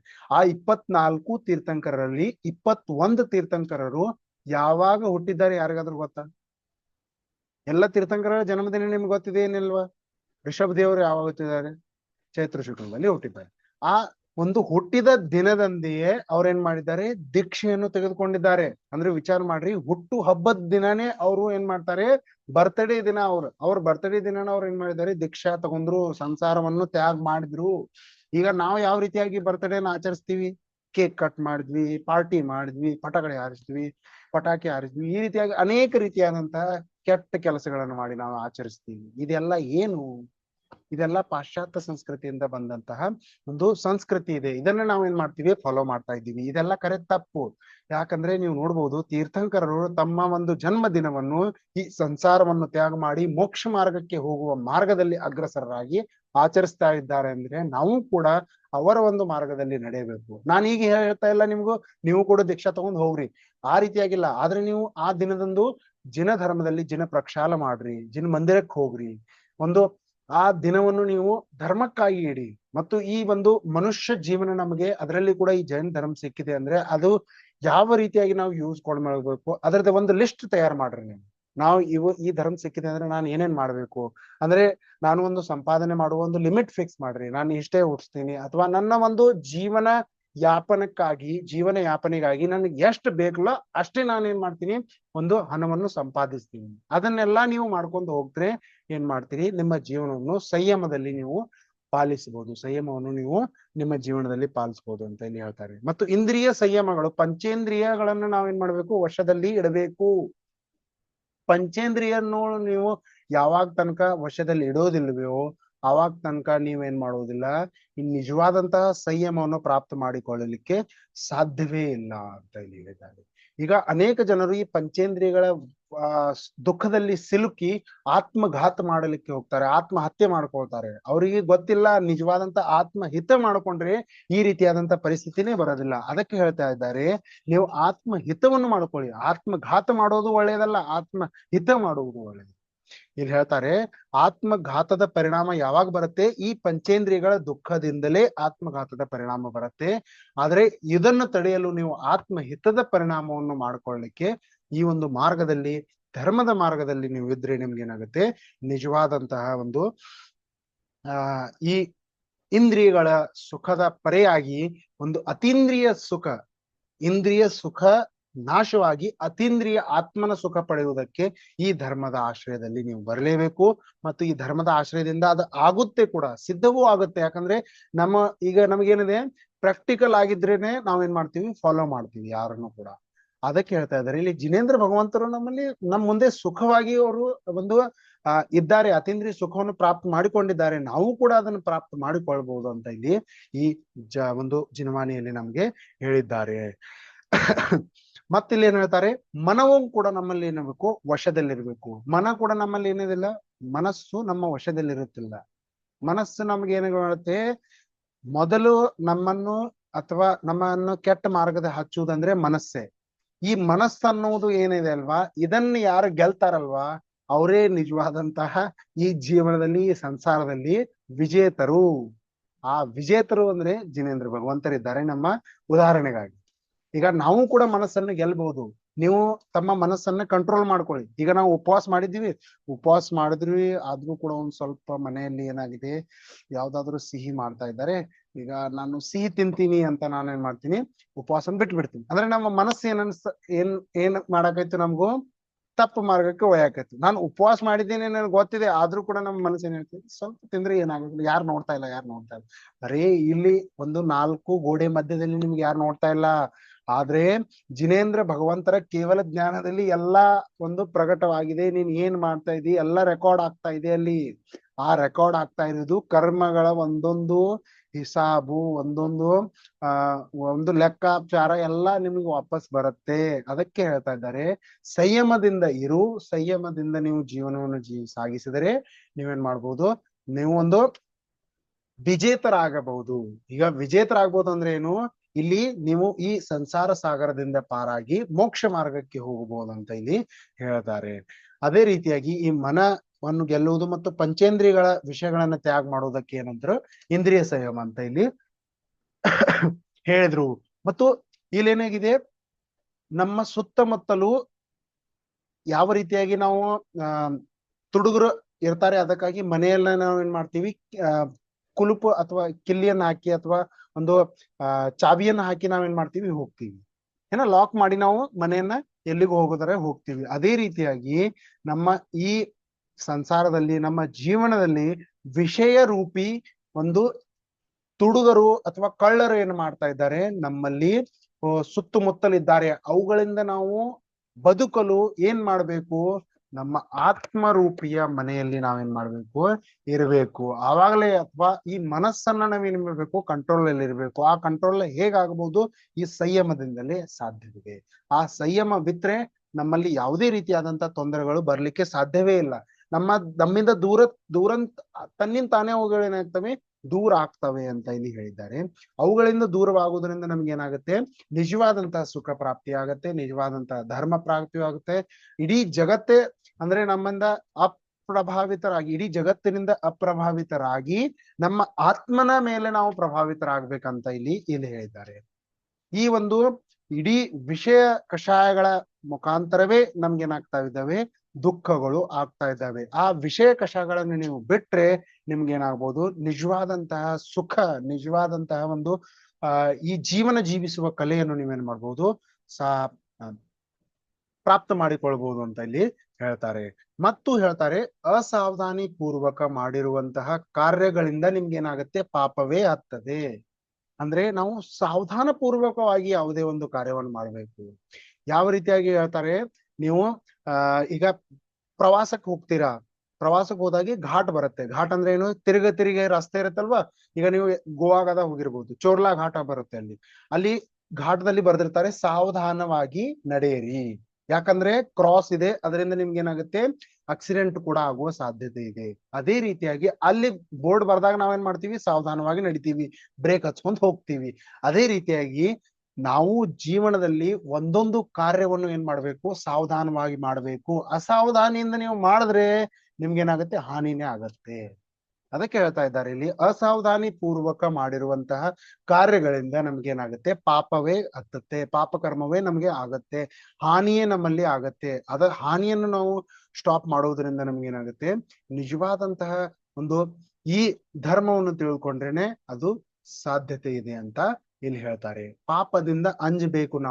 ನಾವೇನ್ ಮಾಡೋದಿಲ್ಲ, ಇಲ್ಲಿ ಪಾಪದಿಂದ ಅಂಜುತ್ತಾ ಇಲ್ಲ. ಅದರಿಂದಾಗಿ ಅನೇಕ ರೀತಿಯಾದಂತಹ ತಪ್ಪು ಕೆಲಸಗಳನ್ನು ಮಾಡ್ತೀವಿ. ಆ ತಪ್ಪು ಕೆಲಸಗಳನ್ನು ಎಲ್ಲಾ ಕಂಟ್ರೋಲ್ ಮಾಡ್ಬೇಕಂದ್ರೆ ನೀವು ಸಂಯಮವನ್ನು ಫಾಲೋ ಮಾಡ್ಬೇಕು. ಆ ಸಂಯಮಗಳನ್ನು ಫಾಲೋ ಮಾಡಿದ್ರೆ ನೀವೇನ್ ಮಾಡ್ಬೋದು, ನಿಜವಾದಂತಹ ಧರ್ಮವನ್ನು, ಸತ್ಯ ಮಹಾವ್ರತ, ಸತ್ಯ ಒಂದು ಅನುವೃತ್ತಗಳ ಫಾಲೋ ಮಾಡೋದ್ರಿಂದ ಈ ಸಂಯಮ ಧರ್ಮ ಆಟೋಮೆಟಿಕ್ ಆಗಿ ನಿಮ್ಮಲ್ಲಿ ಬಂದೇ ಬರುತ್ತೆ. ಈ ರೀತಿಯಾಗಿ ಹೇಳ್ತಾ ಇದ್ದಾರೆ ಇಲ್ಲಿ, ಕಷಾಯಗಳನ್ನು ನಾಶ ಮಾಡಿ ಮತ್ತು ಈ ಒಂದು ಸಂಯಮವನ್ನು ನಿಮ್ಮ ಜೀವನದಲ್ಲಿ ನೀವು ಇಟ್ಕೊಂಡ್ರೆ ನೀವೇನಾಗ್ಬೋದು, ಒಂದು ಈ ಇಂದ್ರಿಯಗಳನ್ನ ಗೆಲ್ಲಬಹುದು ಅಂತ ಇಲ್ಲಿ ಹೇಳಿರ್ತಾರೆ. ಭೋಗದ ಪದಾರ್ಥಗಳಿಂದ ನೀವು ಏನ್ ಮಾಡ್ಬೇಕು, ದೂರ ಇರ್ಬೇಕು. ಎಷ್ಟು ನೀವು ಭೋಗಿಸುವ ಪದಾರ್ಥಗಳ ಸಮೀಪ ಹೋಗ್ತಾರ, ಎಷ್ಟು ಆರಾಮವಾಗಿ ಈ ಶರೀರವನ್ನು ನೀವು ಇಡ್ತೀರಿ, ಅಷ್ಟು ನಿಮಗೆ ದುಃಖದಾಯಕವಾಗಿದೆ. ಈಗ ನಮ್ಗೆ ನಮ್ಮ ಒಂದು ಭೂಮಿಯ ಟೆಂಪರೇಚರ್ ಎಷ್ಟಾಗಿದೆ, 48 49 ಹೋಗ್ತಾ ಇದೆ. ಇದೇ ಒಂದು 50 55 ಹೋಗಿದ್ರೆ ರೆಡ್ ಅಲರ್ಟ್ ಬರುತ್ತೆ. ಅಂದ್ರೆ ನಾವು ಸುಟ್ಟು ಏನಾಗ್ತೀವಿ, ಸತ್ತು ಬಿಡ್ತೀವಿ. ಆ ರೀತಿಯಾದಂತ ಒಂದು ಸಮಯ ಬರುತ್ತೆ. ಆ ಶರೀರಕ್ಕೆ ನೀವು ಏನ್ ಮಾಡ್ತಾ ಇದ್ದೀರಾ, ಒಂದು ಅನುಕೂಲವಾಗಿ AC ಪಂಖ ಎಲ್ಲ ಯೂಸ್ ಮಾಡ್ತಾ ಇದ್ದೀರಾ. ಆದ್ರೆ ನರಕದಲ್ಲಿ ಅಥವಾ ತಿರಂಚಗತಿಯಲ್ಲಿ ಈ ರೀತಿಯಾದಂತ ವ್ಯವಸ್ಥೆ ಇಲ್ಲ. ಇದು ಯಾವುದೇ ರೀತಿಯಾದಂತ ವ್ಯವಸ್ಥೆ ಇಲ್ಲ. ನೀವೆಲ್ಲ ಇಲ್ಲಿ ವಾಯು ಕಾಯಕ ಈ ರೀತಿಯಾದಂತ ಜೀವಿಗಳಿಗೆ ತೊಂದರೆ ಕೊಟ್ರೆ ಅವು ಎಲ್ಲಾ ಕರ್ಮಗಳು ನಿಮ್ಗೆ ಹತ್ತುತ್ತವೆ. ಆ ಕರ್ಮಗಳು ಹತ್ತುವುದರಿಂದ ನಾವೇನ್ ಮಾಡ್ತೇವೆ, ಅದಕ್ಕೆ ನಮಗೆ ಪಾಪ ಕರ್ಮವೇ ಆಗುತ್ತೆ ಅಂತ ಇಲ್ಲಿ ಹೇಳ್ತಾ ಇದ್ದಾರೆ. ಅದಕ್ಕೆ ಹೇಳ್ತಾ ಇದ್ದಾರೆ, ಸಂಯಮದಿಂದ ಈ ಉಪಯೋಗ ಮಾಡಿ. ಯಾವುದೇ ಒಂದು ವಸ್ತುವನ್ನು ಉಪಯೋಗ ಮಾಡ್ಬೇಕಾದ್ರೆ, ನೀವು ಪಂಖ ಅಂದ್ರೆ ನಿಮಗ್ ಬೇಕಾದಾಗ ನೀವು ಚಾಲು ಮಾಡಿದ್ರಿ, ನೀವು ಹೊರಟ್ರಿ ಅಂದ್ರೆ ಅಲ್ಲಿ ಯಾರು ಇಲ್ಲ ಅಂದ್ರೆ ನೀವು ಬಂದ್ ಮಾಡಿ ಹೋಗ್ಬೇಕು. ಯಾಕಂದ್ರೆ ಅಲ್ಲಿ ಅದು ವೇಸ್ಟೇ ಆಗುವುದು. ಕರೆಂಟ್ ವೇಸ್ಟ್ ಆಗ್ತಾ ಇದೆ, ಅಗ್ನಿಕಾಯಕ ಜೀವಿಗಳು ನಾಶವಾಗ್ತಾ ಇದ್ದೇವೆ, ವಾಯುಕಾಯಕ ಜೀವಿಗಳು ವೇಸ್ಟ್ ಆಗ್ತವೆ. ಈ ರೀತಿಯಾದಂತಹ ಅನೇಕ ರೀತಿಯಾದಂತಹ ನಮ್ಮ ಜೀವನದಲ್ಲಿಯೂ ಕೂಡ ನಾವು ಸಂಯಮವನ್ನು ಅಪ್ಲೈ ಮಾಡ್ಕೊಳ್ಬಹುದು. ಸಂಯಮ ಅಂದ್ರೆ ಏನು, ಈಗ ನೀವು ಚಹಾ ಕುಡಿತೀರಿ, ಚಹಾ ಕುಡ್ದ ಆದ್ಮೇಲೆ ನೀವು ಕಪ್ಪನ್ನ ಏನ್ ಮಾಡ್ತೀರಿ, ಅಲ್ಲೇ ಇಟ್ಬಿಡ್ತೀರಿ. ಈಗ ನೌಕರ್ ಬಂದ್ವಿ ಅಥವಾ ನಮ್ಮ ಮಾತೆ ಅಥವಾ ನಮ್ಮ ತಾಯಿ ತಂದೆಯರು ಅವರೇ ಬಂದೇ ಯೋಚಿಸ್ಬೇಕಂತ ನಾವ್ ಅಂತೀವಿ. ಇಲ್ಲ, ನಿಮ್ಮ ಒಂದು ಕರ್ತವ್ಯವಿದೆ, ಅದನ್ನ ಹೋಗಿ ನೀವು ತೊಳೆದು ನೀವು ಡಬ್ಬ ಹಾಕ್ಬಿಡ್ರಿ. ನಿಮ್ದೊಂದು ಇದು ಸಂಯಮ. ಇಲ್ಲಾಂದ್ರೆ ಅಲ್ಲೇ ಏನಾಗುತ್ತೆ, ಸಕ್ಕರೆಯಿಂದ ಅನೇಕ ರೀತಿಯಾದಂತ ಕೀಟಾಣುಗಳು, ಇರುವೆಗಳು ಆಗ್ತವೆ. ಅದರಿಂದ ಅನೇಕ ರೀತಿಯಾದಂತ ಇರುವೆಗಳು ಹಾಗೂ ಅಲ್ಲೇ ಸತ್ತು ಹೋಗ್ಬಿಡ್ತವೆ. ಅವುಗಳು ಪಾಪ ಯಾರಿಗ್ ಬಂತು? ಯಾರ ಕಪ್ಪು ಚಾ ಕುಡ್ದಿಟ್ಟಿದ್ದಾರೆ ಅವ್ರಿಗೆ ಬಂತು. ಅದಕ್ಕೆ ಹೇಳ್ತಾ ಇದ್ದಾರೆ, ಈ ರೀತಿಯಾದಂತ ಅನೇಕ ಒಂದು ಕಾರ್ಯಗಳಿವೆ. ಎಲ್ಲವನ್ನು ನಾವೇನ್ ಮಾಡ್ಬೇಕು? ಸಾವಧಾನ ಪೂರ್ವಕವಾಗಿ ಮಾಡಿದ್ರೆ ನಾವು ನಿಜವಾದಂತ ಸಂಯಮವನ್ನು ಇಲ್ಲಿ ಫಾಲೋ ಮಾಡಬಹುದು ಅಂತ ಇಲ್ಲಿ ಹೇಳಿದ್ದಾರೆ. ಮತ್ತು ಅನೇಕ ರೀತಿಯಾದಂತ ಆಚಾರ್ಯಗಳು ಈ ಆಚಾರ್ಯರು ಏನ್ ಹೇಳಿದ್ದಾರೆ, ನಮ್ಮ ಒಂದು ಈ ಆಚಾರ್ಯ ಉಮಾಸ್ವಾಮಿಗಳು ಹೇಳಿದ್ದಾರೆ, ಪರೇ ಪ್ರವಿಚಾರ ಅಂದ್ರೆ 16 ಸ್ವರ್ಗಗಳ ಮೇಲೆಯೂ ಪ್ರವಿಚಾರ ಭಾವವು ಇಲ್ಲ ಅಂತ ಹೇಳಿದ್ದಾರೆ. ಯಾವುದೇ ರೀತಿಯಾದಂತ ವಿಚಾರ ಮಾಡುವಂತಹ ಅಲ್ಲಿ ಏನಿಲ್ಲ, ಒಂದು ಭಾವನೆ ಇಲ್ಲ ಅಂತ ಅಲ್ಲಿ ಹೇಳಿದ್ದಾರೆ. ಮತ್ತು ಅನೇಕ ರೀತಿಯಾದಂತ ರಸನಾ ಇಂದ್ರಿಯ, ಘ್ರಾಣೇಂದ್ರಿಯ, ಚಕ್ಷು ಇಂದ್ರಿಯ, ಇದರಿಂದವೂ ಕೂಡ ನಾವು ಏನ್ ಮಾಡ್ತಿದ್ದೀವಿ? ದುಃಖವನ್ನು ಒಳಗಾಗ್ತಾ ಇದ್ದೀವಿ ಅಂತ ಇಲ್ಲಿ ಹೇಳ್ತಾರೆ. ಈ ಒಂದು ದುಃಖಕ್ಕೆ ಕಾರಣವಾಗಿ ನಾವು ಏನಾಗ್ತಾ ಇದೀವಿ? ಅನೇಕ ರೀತಿಯಾದಂತ ಸಂಸಾರ ಸಾಗದಲ್ಲಿ ಸಿಲುಕುತ್ತಿದ್ದೇವೆ. ಮತ್ತು ನಾವು ನೋಡ್ತೀವಿ, ನಮ್ಮ ಒಂದು ಈಗ ಆಹಾರ ಪದಾರ್ಥಗಳ ಒಂದು ತಯಾರಿಕೆಯ ಬ್ರ್ಯಾಂಡ್ ಆಗಿದ್ದೇವೆ MDH ಮಸಾಲಾ, ಇವೆಲ್ಲಗಳ ಮೇಲೆ ರೇಡ್ ಬೀಳ್ತಿವೆ ಅಂತ ರೇಡ್ ಹಾಕ್ತಾ ಇದೀವಿ ಸರ್ಕಾರದವರು ಅಂತ ಹೇಳ್ತಾರೆ. ನ್ಯೂಸ್ ಬರುತ್ತೆ, ನೀವು ಕೇಳಿರ್ಬೋದು. ಅವೆಲ್ಲ ಏನ್ ಮಾಡ್ತಾ ಇದ್ದಾರೆ? ಅನೇಕ ರೀತಿಯಾದಂತ ಆಸಿಡ್, ಕೆಮಿಕಲ್ ಅನ್ನ ಯೂಸ್ ಮಾಡಿ ಅವ್ರು ಏನ್ ಮಾಡ್ತಾ ಇದ್ದಾರೆ? ಅದನ್ನ ಉಪಯೋಗ ಮಾಡ್ತಾ ಇದ್ದಾರೆ. ಅದು ಯಾವ್ದಾದ್ರು ಸರಿ ಇದೆಯಾ ತಿನ್ಲಿಕ್ಕೆ? ವಿಚಾರ ಮಾಡ್ಬೇಕು ನಾವು. ಇವೆಲ್ಲ ಸರ್ಕಾರವು ಈಗ ಬಂದ ನಮಗೆ ಕಲಿಸ್ತಾ ಇದೆ, ಮತ್ತು ಇದನ್ನು ನಾವು ತಿನ್ಬೇಕು, ಇದನ್ನ ತಿನ್ಬಾರ್ದು ಅಂತ ಹೇಳ್ತಾ ಇದ್ದೀವಿ. ಇವು ಎಲ್ಲವೂ ನಮ್ಮ ಶಾಸ್ತ್ರದಲ್ಲಿ ಮೊದಲಿಂದಲೇ ಬರೆದಿದೆ. ನೀವು ಸ್ವಚ್ಛವಾದಂತಹ ಅಡುಗೆ ಮಾಡಿ ನಿಯಮವಾಗಿ ಅವು ಎಲ್ಲಾ ಪದಾರ್ಥ ಮಸಾಲೆಗಳನ್ನು ನೀವು ಮನೆಯಲ್ಲಿ ಮಾಡಬಹುದು. ಖಾರ, ಯಾವುದೇ ರೀತಿಯಾದಂತಹ ಮಸಾಲೆಗಳನ್ನು ನೀವೇನ್ ಮಾಡಬಹುದು? ಮನೆಯಲ್ಲಿ ತಯಾರಿಸಬಹುದು. ಮನೆಯಲ್ಲಿಯೇ ತಯಾರಿಸಿದಂತಹ ವಸ್ತುಗಳನ್ನು ಸೇವಿಸಬೇಕಂತ ಇದಕ್ಕೆ ಹೇಳ್ತಾ ಇದ್ದಾರೆ. ಅನೇಕ ರೀತಿಯಾದಂತಹ ಆಲೂಗಡ್ಡೆ, ಈರುಳ್ಳಿ ಎಲ್ಲ ಸೇವಿಸ್ತಾರೆ ಜನರು. ಆದ್ರೆ ಇದನ್ನ ಸೇವಿಸುವುದರಿಂದ ಈ ದುಃಖವೇ ಆಗ್ತಾ ಇದೆ. ಅಲ್ಲಿ ಕಂದ ಮೂಲಿ ಬರುತ್ತೆ, ಮತ್ತು ಗಾಜರೆ ಬರುತ್ತೆ, ಮತ್ತು ಅನೇಕ ರೀತಿಯಾದಂತಹ ಕಂದ ಮೂಲಗಳ ಪದಾರ್ಥಗಳು, ಇವು ಎಲ್ಲಗಳನ್ನು ಜೈನ ಧರ್ಮದಲ್ಲಿ ಸೇವಿಸಬಾರದಂತ ಮೊದಲೇ ಹೇಳಿದ್ದಾರೆ. ಇವುಗಳಲ್ಲಿ ಏನಾಗಿದೆ? ಜೀವಿಗಳಿವೆ. ಈ ಜೀವಿಗಳನ್ನು ಸೇವಿಸುವುದರಿಂದ ನಿಮ್ಗೆ ಏನಾಗುತ್ತೆ? ಒಂದು ಅನೇಕ ರೀತಿಯಾದಂತ ರೋಗಗಳೇ ಉತ್ಪನ್ನವಾಗ್ತವೆ. ಮತ್ತು ಆ ಜೀವಿಗಳನ್ನು ಕೊಲ್ತಾ ಇದ್ದೀರಿ, ಅದರಿಂದ ಪಾಪ ಬರ್ತಾ ಇದೆ. ಅದರ ಜೊತೆಯಾಗಿ ನಿಮ್ಗೆ ಈ ಶರೀರದಲ್ಲಿ ಕೂಡ ಅನೇಕ ರೀತಿಯಾದಂತ ರೋಗಗಳ ಆಗ್ತವೆ.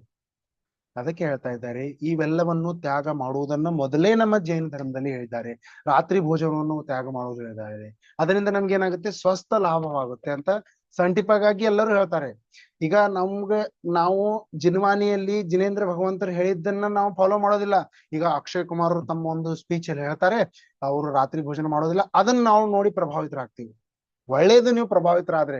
ಆದ್ರೆ ನಮ್ಮ ಜೀವನದಲ್ಲಿ ಜೈನ ಧರ್ಮದ ಫಾಲೋವನ್ನು ಮಾಡಿದ್ರೆ ನೀವು ಆದರ್ಶ ಜೀವನವನ್ನು ಜೀವಿಸಬಹುದು ಅಂತ ಮೊದಲೇ ನಾವು ಸಿದ್ಧ ಮಾಡಿದ್ದಾರೆ. ಮತ್ತು ಅದು ಇದೇ ಕೂಡ. ಈಗ ನೀವು ನೋಡಿರ್ಬೋದು, ಎಲ್ಲ ಜೈನ ಧರ್ಮದ ವ್ಯಕ್ತಿಗಳು ತಮ್ಮ ಸೂರ್ಯಾಸ್ತಕ್ಕಿಂತ ಮೊದಲು ಭೋಜನ ಮಾಡ್ತಾರೆ, ಮತ್ತು ಅವರು ಸೋಸಿ ನೀರು ಕುಡಿತಾರೆ. RO ವಾಟರ್ ಕುಡಿಬೇಕಂತ. RO ವಾಟರ್ ಆರೋಕ್ಕಿಂತ ಮೊದಲೇ ನಮ್ಮ ಜೈನ ಧರ್ಮದಲ್ಲಿ ಹೇಳಿದ್ದಾರೆ, ನೀರನ್ನು ಸೋಸಿ ಕುಡೀರಿ. ನೀರು ಏನಿದೆ ಇದರಲ್ಲಿ ಅನೇಕ ರೀತಿಯಾದಂತ ಜಲಕಾಯಿಗಳ ಜೀವಿಗಳು, ಆ ಜೀವಿಗಳನ್ನು ನೀವು ಏನ್ ಮಾಡ್ಬೋದು? ಸೇವಿಸಬಾರ್ದು. ಅವುಗಳನ್ನು ಈಗ ನಿಮ್ಮ ಬಾಯಲ್ಲಿ ನೀವು ಅನೇಕ ರೀತಿಯಾದಂತ ಜೀವಿಗಳನ್ನ ಇಡ್ಲಿಕ್ಕೆ ಇಷ್ಟಪಡ್ತೀರಾ? ಇಲ್ಲಲ್ವಾ? ಅದು ಹೇಳ್ತಾ ಇದ್ದಾರೆ, ಈ ಜೀವಿಗಳನ್ನು ನೀವು ಬದುಕಿಸಬಹುದು. ಆ ಜೀವಿಗಳನ್ನು ನೀವು ಬದುಕಿಸೋದು ಹೇಗೆ? ಒಂದು ಸ್ವಲ್ಪ ಸಾವಧಾನ ಪೂರ್ವಕವಾಗಿ ನೀವು ವಸ್ತುಗಳನ್ನು, ಆಹಾರವನ್ನು ಸೇವಿಸುವುದು, ನೀರನ್ನು ಸೇವಿಸುವುದು, ಕಾರ್ಯವನ್ನು ಮಾಡುವುದು, ಈ ಎಲ್ಲವನ್ನು ನೀವೇನ್ ಮಾಡಿದ್ರಿ? ಸಾವಧಾನಿ ಪೂರ್ವಕ ಮಾಡಿದ್ರೆ ನೀವೇನ್ ಮಾಡ್ಬೋದು? ನಿಜವಾದಂತಹ ಈ ಧರ್ಮವನ್ನು ಫಾಲೋ ಮಾಡಬಹುದು ಅಂತ ಇಲ್ಲಿ ಹೇಳಿದ್ದಾರೆ. ನಾವು ಈಗ ಅನೇಕ ರೀತಿಯಾದಂತ ಸಾವಧಾನಿ ಪೂರ್ವಕ ಅಂತ ಇಲ್ಲಿ ಹೇಳಿದ್ರು. ಯಾವ ರೀತಿಯಾಗಿ ಇಂಡಿಯನ್ ಮತ್ತು ಅಮೆರಿಕಾದಲ್ಲಿ ಕಾರನ್ನ ನಾವು ಓಡಿಸ್ತೀವಿ. ಆ ಕಾರನ್ನ ಓಡಿಸುವ ಒಂದು ರೈಟ್ ಹ್ಯಾಂಡ್ ಆಗಿದೆ, ಒಂದು ಲೆಫ್ಟ್ ಹ್ಯಾಂಡ್ ಆಗಿದೆ. ಅಲ್ಲಿ ಯಾವ ರೂಲ್ ಫಾಲೋ ಇದೆ ಅವೆಲ್ಲ ರೂಲ್ ನಾವು ಫಾಲೋ ಮಾಡ್ಬೇಕು. ಫಾಲೋ ಮಾಡ್ಲಿಲ್ಲ ಅಂದ್ರೆ ನಾವೇನಾಗುತ್ತೆ? ಶಿಕ್ಷೆ ಆಗುತ್ತೆ. ಅದೇ ರೀತಿಯಾಗಿ ನಮಗೆ ಒಂದು ಯಾವುದೇ ರೀತಿಯಾದಂತಹ ಕಾನೂನುಬದ್ಧವಾಗಿ ನಡೆದಿದ್ರೆ ನಮಗೆ ಶಿಕ್ಷೆ ಆಗತ್ತೆ. ಆ ಶಿಕ್ಷೆಯಿಂದ ನಾವು ಬದುಕಬೇಕಂದ್ರೆ ಅನೇಕ ರೀತಿಯಾದಂತ ಸಾವಧಾನಿ ಪೂರ್ವಕವಾಗಿ ನಾವು ಏನ್ ಮಾಡ್ಬೇಕು? ಅಲ್ಲಿ ವಾಹನವನ್ನು ಚಲಾಯಿಸಬೇಕು. ಆ ನಿಯಮಗಳನ್ನು ಫಾಲೋ ಮಾಡ್ಬೇಕು. ಅದೇ ರೀತಿಯಾಗಿ ಸಂಯಮದಿಂದ ಇದ್ರೆ ಕೂಡ ನೀವೇನ್ ಮಾಡ್ಬೋದು? ನೀವು ನಿಜವಾದಂತಹ ಈ ಜೈನ ಧರ್ಮದ ಫಾಲೋವನ್ನು ಮಾಡಿದ್ರೆ ಈ ಅತೀಂದ್ರಿಯ ಸುಖ, ಪರಮ ಸುಖವನ್ನು ನಾವೇನ್ ಮಾಡ್ಬೋದು? ಪ್ರಾಪ್ತ ಮಾಡಿಕೊಳ್ಳಬಹುದು ಅಂತ ಇಲ್ಲಿ ಹೇಳ್ತಾ ಇದ್ದಾರೆ. ಮತ್ತು ಈ ಇಂದ್ರಿಯ ಮತ್ತು ಮನಗಳ ಒಂದು ಏನ್ ಮಾಡಬಹುದು, ನೀವು ಕಂಟ್ರೋಲ್ ನಲ್ಲಿ ಇಡಬೇಕು. ಇವು ಕಂಟ್ರೋಲ್ ನಲ್ಲಿ ಇಡ್ಲಿಲ್ಲ ಅಂದ್ರೆ ನಿಮ್ಗೆ ಏನ್ ಮಾಡುತ್ತೆ, ಇದು ಇದೇ ನಿಮಗೆ ಅಂದ್ರೆ ತಪ್ಪು ಮಾರ್ಗಕ್ಕೆ ಹೋಗ್ಲಿಕ್ಕೆ ಒಂದು ರಸ್ತೆ ಮಾಡಿಕೊಳ್ತಾ ಇದೆ, ಅಥವಾ ಇದೇ ಒಂದು ಏನ್ ಮಾಡಿದೆ ಕಾರಣ ಆಗ್ತಾ ಇದೆ ಅಂತ ಹೇಳ್ತಾ ಇದ್ದಾರೆ. ಈಗ ನಮ್ಮ ಒಂದು ಈ ಜೀವನದಲ್ಲಿ ಆ ಒಂದು ಉದಾಹರಣೆ ಹೇಳ್ತಾರೆ. ಮನುಷ್ಯ ಗತಿಯಲ್ಲಿ ಉಪಯೋಗ ರೂಪಿ ಒಂದು ಹ್ಯಾಂಡಲ್ ನಮ್ಮ ಹತ್ರ ಇದೆ. ಯಾವ ರೀತಿಯಾಗಿ ಒಂದು ಗಾಡಿಯ ಒಂದು ಹ್ಯಾಂಡಲ್ ನಮ್ಮ ಹತ್ರ ಇರುತ್ತೆ, ಸ್ಟೇರಿಂಗ್ ನಮ್ಮ ಹತ್ರ ಇರುತ್ತೆ. ಆ ಸ್ಟೇರಿಂಗ್ ಅನ್ನ ನಾವು ಎಲ್ಲಿ ತಿರುಗಿಸ್ತೀವಿ ಅಲ್ಲಿ ಗಾಡಿ ಹೋಗುತ್ತೆ. ಅದೇ ರೀತಿಯಾಗಿ ಮನುಷ್ಯ ಗತಿಯಲ್ಲಿಯೂ ಕೂಡ ನಮ್ಗೇನಾಗಿದೆ, ಉಪಯೋಗ ರೂಪಿ ಸ್ಟೇರಿಂಗ್ ನಮ್ಮ ಹತ್ರ ಇದೆ. ಈ ಸ್ಟೇರಿಂಗ್ ನ ಮುಖಾಂತರ ನೀವು ಏನ್ ಮಾಡ್ಬೋದು, ಎಲ್ಲಿ ಬೇಕು ಅಲ್ಲಿ ನಮ್ಮ ಈ ಆತ್ಮವನ್ನು ನಾವು ಸಾಗಿಸಬಹುದು. ನೀವು ಇದನ್ನ ನರಕ ಕಡೆ ತೆಗೆದುಕೊಂಡು ಹೋಗ್ಬೋದು, ದೇವಗತಿಯನ್ನು ತೆಗೆದುಕೊಂಡು ಹೋಗ್ಬೋದು, ಮತ್ತು ಮೋಕ್ಷಕ್ಕೆ ಕೂಡ ಹೋಗ್ಬೋದು. ಅದು ನಿಮ್ಮ ಹತ್ರ ಇದೆ. ಅದಕ್ಕೆ ಹೇಳ್ತಾ ಇದ್ದಾರೆ, ಸಂಯಮದಿಂದ ಇದ್ರೆ ನೀವು ಈ ಉಪಯೋಗ ರೂಪಿ ಸ್ಟೇರಿಂಗ್ ದಿಂದ ಮೋಕ್ಷವನ್ನು ಪ್ರಾಪ್ತ ಮಾಡಿಕೊಳ್ಬಹುದು. ನೀವು ಮೋಕ್ಷ ಮಹಲಕ್ಕೆ ಹೋಗ್ಬೋದು, ಅರಮನೆಗೆ ಹೋಗ್ಬೋದು. ಅರಮನೆ, ಮೈಸೂರು ಅರಮನೆ ಅಂತ ಅಂತಿರಲ್ಲ, ಆ ಅರಮನೆಗೆ ಹೋಗ್ಲಿಕ್ಕೆ ನಿಮ್ಮ ಹತ್ರ ಸ್ಟೇರಿಂಗ್ ಉಪಯೋಗ ರೂಪ ಇದೆ. ಮೈಸೂರಕ್ಕಲ್ಲ, ಮೋಕ್ಷಕ್ಕೆ ಹೋಗೋದಿದೆ. ನಮಗೂ ಮೋಕ್ಷ ರೂಪಿ ಮಹಲಕ್ಕೆ ನಾವೇನ್ ಮಾಡ್ಬೋದು, ಹೋಗ್ಬೇಕು ಅಂತ ಇಲ್ಲಿ ಹೇಳಿದ್ದಾರೆ. ಮೋಕ್ಷ ರೂಪಿ ಮಹಲನ್ನು ಪ್ರಾಪ್ತ ಮಾಡಿಕೊಳ್ಳಲು ಸಮ್ಯಕ್ ದರ್ಶನವೇ ಒಂದು ಪ್ರಥಮ ಸಿಡಿ ಆಗಿದೆ ಅಂತ ದೌಲತ್ ರಾಮ್ಜಿ ಅವರು 6 ಗುರಾಣಿಯಲ್ಲಿ ಹೇಳಿದ್ದಾರೆ. ನಾವು ಇದಾದ್ಮೇಲೆ 6 ಗುರಾಣಿಗಳನ್ನು, ಚಡಾಲನ್ನು ಕೂಡ ಸೂಕ್ಷ್ಮವಾದಂತ ಅನೇಕ ರೀತಿಯಂತ ವಿಷಯಗಳನ್ನು ನಾವೇನ್ ಮಾಡಿದ್ವಿ, ಇಲ್ಲಿ ತಗೊಂಡು ಬರೋದಾಗಿದ್ದೇವೆ. ಅದಕ್ಕಾಗಿ ನೀವು ಚಾನೆಲ್ ನ ಸಬ್ಸ್ಕ್ರೈಬ್ ಮಾಡಿ ಮತ್ತು ಬೆಲ್ ಐಕನ್ ಅನ್ನ ಪ್ರೆಸ್ ಮಾಡಿ. ಅದರಿಂದ ನಿಮ್ಗೆ ಏನಾಗುತ್ತೆ, ನಾವು ಯಾವುದೇ ಒಂದು ವಿಡಿಯೋ ಅಪ್ಲೋಡ್ ಮಾಡ್ತೀವಿ, ಲೈವ್ ಬರುತ್ತೀವಿ, ನಿಮಗೆ ತುರಂತ ನೋಟಿಫಿಕೇಶನ್ ಬರುತ್ತೆ. ಆ ನೋಟಿಫಿಕೇಶನ್ ಬರೋದ್ರಿಂದ ನೀವು ಏನ್ ಮಾಡ್ಬೋದು, ಇನ್ಸ್ಟಂಟ್ ಲಾಭ ತೆಗೆದುಕೊಳ್ಬಹುದು. ಈಗ ನಾವು ಯಾವುದೇ ರೀತಿಯಂತ ಬ್ಯಾಂಕ್ ನಿಂದ ಒಂದು ಮೆಸೇಜ್ ಬರುತ್ತೆ. ಈಗ ಯಾವ ರೀತಿಯಾಗಿ ನಮ್ಮ ಬ್ಯಾಂಕ್ ನಿಂದ ಮೆಸೇಜ್ ಬರುತ್ತೆ, ಯು ಹ್ಯಾವ್ ಕ್ರೆಡಿಟೆಡ್ 5,000 rupees. ನಮ್ಗೆ ಏನಂತೆ, ಒಮ್ಮಿಂದೊಮ್ಮೆ ಗೊತ್ತಾದ್ಮೇಲೆ ಆನಂದ ಆಗ್ತದೆ. ಅದೇ ರೀತಿಯಾಗಿ ಈ ಜಿನವಾನಿಯ ಮಾರ್ಗವನ್ನು ನೀವು ಪಡೆಯುವುದಕ್ಕೆ ಒಂದು ಈ ನೋಟಿಫಿಕೇಶನ್ ಆನ್ ಮಾಡಿದ್ರೆ ನಿಮ್ಗೆ ಏನಾಗುತ್ತೆ, ಲಾಭನ ಆಗತ್ತೆ. ಯಾಕಂದ್ರೆ ನಿಮ್ಗೆ ಡೈಲಿ ಒಳ್ಳೆಯ ಜೈನ ಧರ್ಮದ ವಿಷಯಗಳನ್ನು ಈ ಚಾನೆಲ್ ಮುಖಾಂತರ ನಿಮ್ಗೆ ನಾವು ಕೊಡ್ತಾ ಇದ್ದೀವಿ. ಆ ಒಂದು ಚಾನೆಲ್ ಅನ್ನು ನೀವು ಉಪಯೋಗ ಮಾಡ್ಲಿಕ್ಕೆ ಸಬ್ಸ್ಕ್ರೈಬ್ ಮಾಡಿ ಅಂತ ನಾವು ಹೇಳ್ತಾ ಇದ್ದೇವೆ. ಮತ್ತು ಇಂದ್ರಿಯಗಳು ಏನಿವೆ, ಇವು ನಮ್ಮನ್ನು ಒಂದು ತಪ್ಪು ರಸ್ತೆಗಳಿಗಾಗಿ ಹೋಗ್ತಾ ಇದ್ದೀವಿ. ಈ ತಪ್ಪು ರಸ್ತೆಗಳನ್ನು ನಾವು ಏನ್ ಮಾಡ್ಬೋದು, ತಡೆಯಬಹುದು. ಮತ್ತು ಯಾವುದೇ ರೀತಿಯಾದಂತಹ ಜೀವಿಯ ಹಿಂಸೆ ಮಾಡಬಾರ್ದು. ಈಗಿನ ಒಂದು ಕಾಲದಲ್ಲಿ ಸೊಳ್ಳೆ ಹೊಡೆಯುವ ಮಷಿನ್ ಬಂದಿದೆ. ಒಂದು ಬ್ಯಾಡ್ಮಿಂಟನ್ ಟೈಪ್ ತರ ಇರುತ್ತೆ, ಅದರಿಂದ ಏನ್ ಮಾಡ್ತಾರೆ, ಸೊಳ್ಳೆನ ಹೊಡಿತಾರೆ. ಅಥವಾ ಒಂದು ಯಾರಾದ್ರೂ ಕೈ ಮೇಲೆ ಕೂತಿರ್ತೆ, ಅದನ್ನ ಚಟ್ ಅಂತ ಬರೀತಾರೆ. ಬಡಿಬಾರ್ದು, ಯಾವುದೇ ರೀತಿಯಾದಂತ ತೊಂದರೆ ಕೊಡಬಾರ್ದು. ಒಂದು ಸೂಕ್ಷ್ಮ ಸೊಳ್ಳೆ ಒಂದು ಎಷ್ಟು ರಕ್ತ ಕುಡಿದು ಹೋಗುತ್ತೆ ನಿಮ್ಮ ಹತ್ರ ಇರುತ್ತೆ ಅಂದ್ರೆ, ಎಷ್ಟು ರಕ್ತ ಕುಡಿಬಹುದು ಅದು? ಒಂದು ಬಾಲ್ಟಿ ಕೊಡುತ್ತಾ? ಒಂದು ಇಲ್ಲಲ್ವಾ? ಒಂದ್ ಸ್ವಲ್ಪ ಅಂದ್ರೆ ಒಂದು ಹನಿ ಕೂಡ ರಕ್ತ ಕೊಡೋದಿಲ್ಲ, ಆದ್ರೂ ಕೂಡ ನಮ್ಗೆ ತೊಂದರೆ ಆಗ್ತದೆ. ನಿಮಗೆ ಹೂ ಮಾಡಿ ಅಂತ ಹಿಂಗ ಹಾರಿಸಿನೂ ಹೋಗಿಸ್ಬೋದಲ್ವಾ? ಅದು ಜೀವಿ ಉಳಿಯುತ್ತೆ. ಎಲ್ಲಿ ಬೇರೆ ಆದ್ರೂ ಹೋಗಿ ಅದ್ರದ್ದು ಪದಾರ್ಥ ಅಥವಾ ಅದರ ಆಹಾರ ಪದ್ಧತಿನೇ ರಕ್ತ ಇದೆ, ಬೇರೆ ಯಾವುದೊಂದು ಸೇವಿಸಲಿಕ್ಕೆ ಸಾಧ್ಯವೇ ಇಲ್ಲ.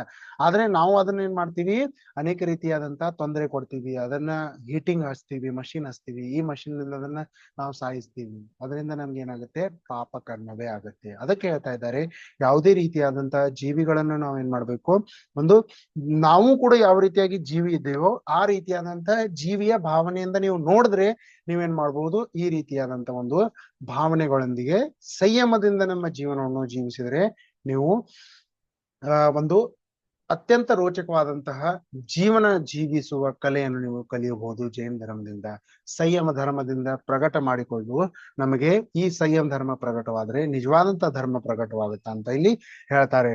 ಮತ್ತು ಈ 5 ಇಂದ್ರಿಯಗಳ ಮುಖಾಂತರ ಎಲ್ಲ ಪ್ರಾಣಿಗಳು ಒಂದು ಕಷ್ಟದಲ್ಲಿವೆ. ಈಗ ನೀವು ನೋಡಬಹುದು, ರಸನೇಂದ್ರಿಯ, ಘ್ರಾಣೇಂದ್ರಿಯ, ಚಕ್ಷುರೇಂದ್ರಿಯ ಮತ್ತು ಚರ್ಮೇಂದ್ರಿಯ ಅಂತ ಹೇಳ್ತಾರೆ. ಈ ಚರ್ಮದ ಇಂದ್ರಿಯ ಮುಖಾಂತರ, ಸ್ಪರ್ಶನ ಇಂದ್ರಿಯ ಮುಖಾಂತರದಿಂದ ಯಾವ ರೀತಿಯಾದಂತಹ ತೊಂದರೆಗಳಾಗ್ತವೆ. ಈಗ ನೀವು ನೋಡಿರ್ಬೋದು, ಸ್ಪರ್ಶನ ಇಂದ್ರಿಯದಿಂದ ಆನೆ, ಒಂದು ಉದಾಹರಣೆ ಹೇಳ್ತೀನಿ.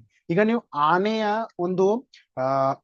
ಒಂದು ಆನೆಯನ್ನು ಹೊಡೆಯವನು ಮನುಷ್ಯ, ಅಥವಾ ಆನೆಯನ್ನು ಸಂಭಾಳಿಸುವವನು ಮನುಷ್ಯನಿರ್ತಾನೆ. ಮನುಷ್ಯ ಎಷ್ಟಿದ್ದಾನೆ, 6 ಫೀಟ್ 7 ಫೀಟ್ ಇರ್ತಾನೆ. ಆನೆ ಎಷ್ಟು ದೊಡ್ಡದಾಗಿದೆ, 10 12 ಫೀಟ್, ಒಂದು 20 ಫೀಟ್ ಕೂಡ ಆನೆ ಇರುತ್ತೆ, ದೊಡ್ಡದು. ಅವು 20 ಫೂಟ್ ಆನೆ ಇದೆ. ಅವು ಆನೆನ 6 ಫೀಟ್ ಮನುಷ್ಯ ಹೇಗೆ ಕಂಟ್ರೋಲ್ ಮಾಡ್ಲಿಕ್ಕೆ ಸಾಧ್ಯ ಇದೆ? ಆನೆ ಹೇಗೆ ಹಿಡಿತಾರೆ ನಿಮ್ಗೆಲ್ಲರಿಗೂ ಗೊತ್ತಿದೆಯಾ? ನಾನು ಹೇಳ್ತೀನಿ. ಕಾಡಿನಲ್ಲಿ ಏನ್ ಮಾಡ್ತಾರೆ, ಒಂದು ದೊಡ್ಡ ಒಂದು ತೆಗ್ಗ ತೆಗಿತಾರೆ. ದೊಡ್ಡ ತೆಗ್ಗ ತೆಗೆದ್ಮೇಲೆ ಅಲ್ಲಿ ಅದ್ರ ಮೇಲೆ ಏನ್ ಮಾಡ್ತಾರೆ, ಒಂದು ಗ್ರೀನ್ ಗ್ರಾಸ್ ಅನ್ನ ಹಾಕಿಬಿಡ್ತಾರೆ. ಅಂದ್ರೆ ತೆಗ್ಗ ಕಾಣೋದಿಲ್ಲ. ಈಗ ಒಂದು ಹೆಣ್ಣು ಆನೆ ಏನ್ ಮಾಡ್ತಾರೆ, ಆ ತೆಗ್ಗದ ಬಲಕ್ಕೆ ನಿಲ್ಲಿಸ್ತಾರೆ. ಮತ್ತೆ ಎಡಕ್ಕಿಂದ ಅವಾಗ ಯಾವಾಗ ಒಂದು ಗಂಡು ಆನೆ ಬರುತ್ತಲ್ವ, ಆ ಗಂಡು ಆನೆ ಆ ಹೆಣ್ಣು ಆನೆಯ ಸ್ಪರ್ಶನ ಇಂದ್ರಿಯ ಚರ್ಮೇಂದ್ರಿಯದಿಂದ ಆಕರ್ಷಿತವಾಗಿ ಅದು ಓಡ್ಕೋತ್ ಬರುತ್ತೆ. ಮತ್ತೆ ಅದರಲ್ಲಿ ತೆಗ್ಗಿನಲ್ಲಿ ಹೋಗ್ಬಿಡುತ್ತೆ. ತೆಗ್ಗಿನಲ್ಲಿ ಹೋಗಿ ಬಿದ್ದಾಗ ಈಗ ಏನ್ ಮಾಡೋದಿಲ್ಲ, ಒಂದು 2 ವಾರ 3 ವಾರ 4 ವಾರ ಅದ್ರ ಹತ್ರ ಯಾರು ಕೂಡ ಹೋಗುವುದಿಲ್ಲ. ಯಾರು ಹೋಗುವುದಿಲ್ಲ. ಮತ್ತು ಒಂದು ದಿನ ಏನ್ ಮಾಡ್ತಾನೆ, ಆ ಒಂದು ತೆಗ್ಗ ತೆಗೆದಿರುವ ವ್ಯಕ್ತಿ ಒಂದು ಚಪಾತಿಯನ್ನು ಅಥವಾ ಒಂದು ಬಾಳೆಹಣ್ಣನ್ನ ಅದಕ್ಕೆ ಕೊಡ್ತಾರೆ. ಅವಾಗ ಆ ಆನೆ ಅನೇಕ ಪ್ರಯತ್ನ ಮಾಡಿತ್ತು ಹೊರಗೆ ಬರ್ಲಿಕ್ಕೆ, ಆದ್ರೆ ಸಾಧ್ಯವಿಲ್ಲ. ಯಾಕಂದ್ರೆ ಇಷ್ಟು ದೊಡ್ಡ ಶರೀರ ತೆಗೆದುಕೊಂಡು ಆ ತೆಗ್ಗದಿಂದ ಹೊರ ಬರ್ಲಿಕ್ಕೆ ಅದಕ್ಕೆ ಸಾಧ್ಯವೇ ಇಲ್ಲ. ಅವನು ಏನ್ ಮಾಡಿದ, ಒಂದು ಬಾಳೆಹಣ್ಣು ಕೊಡ್ದ. ಅವಾಗ ಆ ಆನೆ ನೋಡ್ತು, ಇವನೇ ನನ್ನ ಮಾಲೀಕನಾಗಿದ್ದಾನೆ, ಇವನಿಂದಲೇ ನಾನೇನ್ ಮಾಡ್ಬೋದು, ಇದರಿಂದ ಹೊರಗೆ ಬರ್ಬೋದು ಅಂತ ತಿಳ್ಕೊತೈತಿ ಅದು. ಮತ್ತ ಅದೇನಾಗುತ್ತೆ, ಅವನಕ್ಕೆ ವಶಕ್ಕೆ ಆಗುತ್ತೆ. ಈ ರೀತಿಯಾಗಿ ಏನಾಯ್ತು, ಸ್ಪರ್ಶನ ಇಂದ್ರಿಯದಿಂದ ಆನೆ ಏನ್ ಬಿಡ್ತು, ಸಿಲ್ಕ್ ಹಾಕ್ಬಿಟ್ಟು. ಈಗ ಅವ್ನ್ ಹೇಳ್ದಂಗೆ ಅದ್ ಕೇಳುತ್ತೆ. ಅವನ ಗುದ್ದಿದ್ರೆ ಅದು ಕುಳುತ್ತೆ, ಮತ್ತು ಗುದ್ದಿದ್ರೆ ಅದು ಎದ್ ನಿಲ್ಲುತ್ತೆ ಮತ್ತು ಮಲ್ಕತ್ತೆ. ಈ ರೀತಿಯಾದಂತ ಅನೇಕ ರೀತಿಯಾದಂತ ಕಾರ್ಯಗಳನ್ನು ಆ ಒಂದು ಆನೆಯ ಸೇವಕನ ಏನ್ ಮಾಡ್ತಾನೆ, ಮಾಡ್ಲಿಕ್ಕೆ ಸಾಧ್ಯ ಆಗ್ತಾನೆ. ಆ ಆನೆಯನ್ನು ವಶದಲ್ಲಿ ಮಾಡಿಕೊಳ್ತಾನೆ ಅವನು. ಈ ರೀತಿಯಾಗಿ ಆನೆಯನ್ನು ವಶದಲ್ಲಿ ಮಾಡ್ಕೊಳ್ತಾನೆ. ಮತ್ತು ಘ್ರಾಣೇಂದ್ರಿಯದಿಂದ ಅಂದ್ರೆ ಏನ್ ಹೇಳ್ತಾರೆ, ಈ ಒಂದು ಮೂಗಿದೆ. ಆ ಮೂಗಿನ ಒಂದು ಕಾರಣದಿಂದಾಗಿ ನಾವ್ ಏನ್ ಮಾಡ್ತೀವಿ, ಅನೇಕ ರೀತಿಯಾದಂತಹ ತೊಂದರೆಗಾಗಿ ಒಳಗಾಗ್ತೀವಿ. ಈಗ ನೀವು ನೋಡಿರ್ಬೋದು, ಒಂದು ಸಾರಿ ಘ್ರಾಣೇಂದ್ರಿಯ ಅಂತ ನಾವು ಹೇಳ್ತಾ ಇದ್ವಿ. ಈಗ ಮೂಗಿನ ವಾಸನೆಯಿಂದ ಅಂದ್ರೆ ಒಂದು ಭೌರ ಅಂತ ಇದು ಬರುತ್ತೆ, ಒಂದು ಕೀಟ ಬರುತ್ತೆ. ಆ ಕೀಟ ಏನಾಗುತ್ತೆ, ವಾಸನೆ ಮುಖಾಂತರ ಕಮಲಿನ ವಾಸನೆ ತೆಗೆದುಕೊಳ್ಳಕ್ಕೆ ಅಲ್ಲಿ ಹೋಗ್ತದೆ. ಒಂದು ಲಾಕ್ ಆಗುವಂತ ಕಮಲ್ ಇರುತ್ತೆ, ಅದ್ರ ಹೆಸರು ನಂಗೆ ನೆನಪ ಬರ್ತಾ ಇಲ್ಲ ಕನ್ನಡದಲ್ಲಿ. ನಿಮಗೆ ನಾನು ಇಷ್ಟು ಹೇಳ್ದೆ ಅಂದ್ರೆ ಗೊತ್ತಾಗುತ್ತಿರಬಹುದು. ಅದರನ್ನ ವಾಸನೆ ತಗೊಳ್ಳಿಕ್ಕೆ ಅಲ್ಲಿ ಹೋಗುತ್ತೆ, ಮತ್ತೆ ಅಲ್ಲಿ ಹೋಗಿ ಅಲ್ಲಿ ಕುಳಿತಿರುತ್ತೆ. ಅದು ಕೀಟವು ಕಟ್ಟಿಗೆಯ ಮೇಲೆ ಹೋಲ್ ಮಾಡುವಂತ ತಾಕತ್ತಿರುತ್ತೆ, ಆದ್ರೂ ಕೂಡ ಅಲ್ಲಿ ವಾಸನೆ ಚೆನ್ನಾಗಿ ಬರುತ್ತಂತ ಅಲ್ಲೇ ಕೂತಿರುತ್ತೆ. ಮತ್ತೆ ಅದು ಕಮಲ್ ಏನ್ ಮಾಡುತ್ತೆ, ಬಂದಾಗ್ಬಿಡುತ್ತೆ, ಮತ್ತೆ ಅದು ಅಲ್ಲೇ ಒಳಗೆ ಸತ್ತು ಬಿಡುತ್ತೆ. ಈಗ ನೋಡಿ, ಈ ವಾಸನೆ ಮುಖಾಂತರ ಘ್ರಾಣೇಂದ್ರಿಯ ಒಂದು ಕಾರಣದಿಂದ ಅದೇನಾಯ್ತು, ಕೀಟವು ಅಲ್ಲೇ ಸತ್ತು ಹೋಗ್ಬಿಡ್ತು. ಅದರಿಂದ ಯಾರಾದ್ರೂ ಹೂ ಕೇಳ್ಕೊಂಡು ಹೋಗ್ತಾರೆ, ಆನೆ ಬಂದು ಅಲ್ಲಿ ಕಾಲ್ ಕೊಡತ್ತೆ. ಈ ರೀತಿಯಾಗಿ ಆ ಒಂದು ಘ್ರಾಣೇಂದ್ರಿಯ ಕಾರಣದಿಂದ ಅದೇನಾಯ್ತು, ಕೀಟವು ಸತ್ತು ಹೋಯ್ತು. ಅದೇ ರೀತಿಯಾಗಿ ಸ್ಪರ್ಶನೇಂದ್ರಿಯ ನೋಡಿದ್ವಿ. ರಸನೇಂದ್ರಿಯ ಅಂದ್ರೆ ಏನು, ನಾಲಿಗೆ ರುಚಿ ಆಯ್ತು. ಈಗ ನೋಡ್ಬೋದು ನೀವು, ಯಾವುದೇ ಮೀನನ್ನು ಹಿಡಿಲಿಕ್ಕೆ ಹೋಗ್ತಾರೆ, ಅಲ್ಲಿ ಒಂದ್ ಸ್ವಲ್ಪ ಪಿನ್ನಲ್ಲಿ ಒಂದ್ ಸ್ವಲ್ಪ ಮಾಂಸ ಹಾಕಿ ಅದನ್ನ ಏನ್ ಮಾಡ್ತಾರೆ, ಮೀನ್ ಹಿಡ್ಲಿಕ್ಕೆ ದಾರವನ್ನು ಒಗಿತಾರೆ. ಮತ್ತು ಅದೇನ್ ಮಾಡುತ್ತೆ, ತನ್ನ ಬಾಯಲ್ಲಿ ಹಿಡಿದು ಬಿಟ್ಟ ಮೇಲೆ ಪಿನ್ ಅದರಲ್ಲಿ ಸಿಕ್ ಹಾಕ್ಬಿಡುತ್ತೆ. ಮತ್ತೆ ಅದನ್ನ ಇದೆ ಮೀನನ್ನ ಏನ್ ಮಾಡ್ತಾರೆ, ಮೀನುಗಾರು ಹಿಡ್ಕೊಳ್ತಾರೆ. ರಸನೇಂದ್ರಿಯನ್ನು ಕಾರಣದಿಂದ ಏನಾಯ್ತು, ಅದು ಸಿಕ್ಬಿಟ್ಟು. ಇದೇ ರೀತಿಯಾಗಿ ಕರ್ಣೇಂದ್ರಿಯದಿಂದ ಹಾವುಗಳು ಏನಾಗ್ತವೆ, ಸಿಗ್ತವೆ.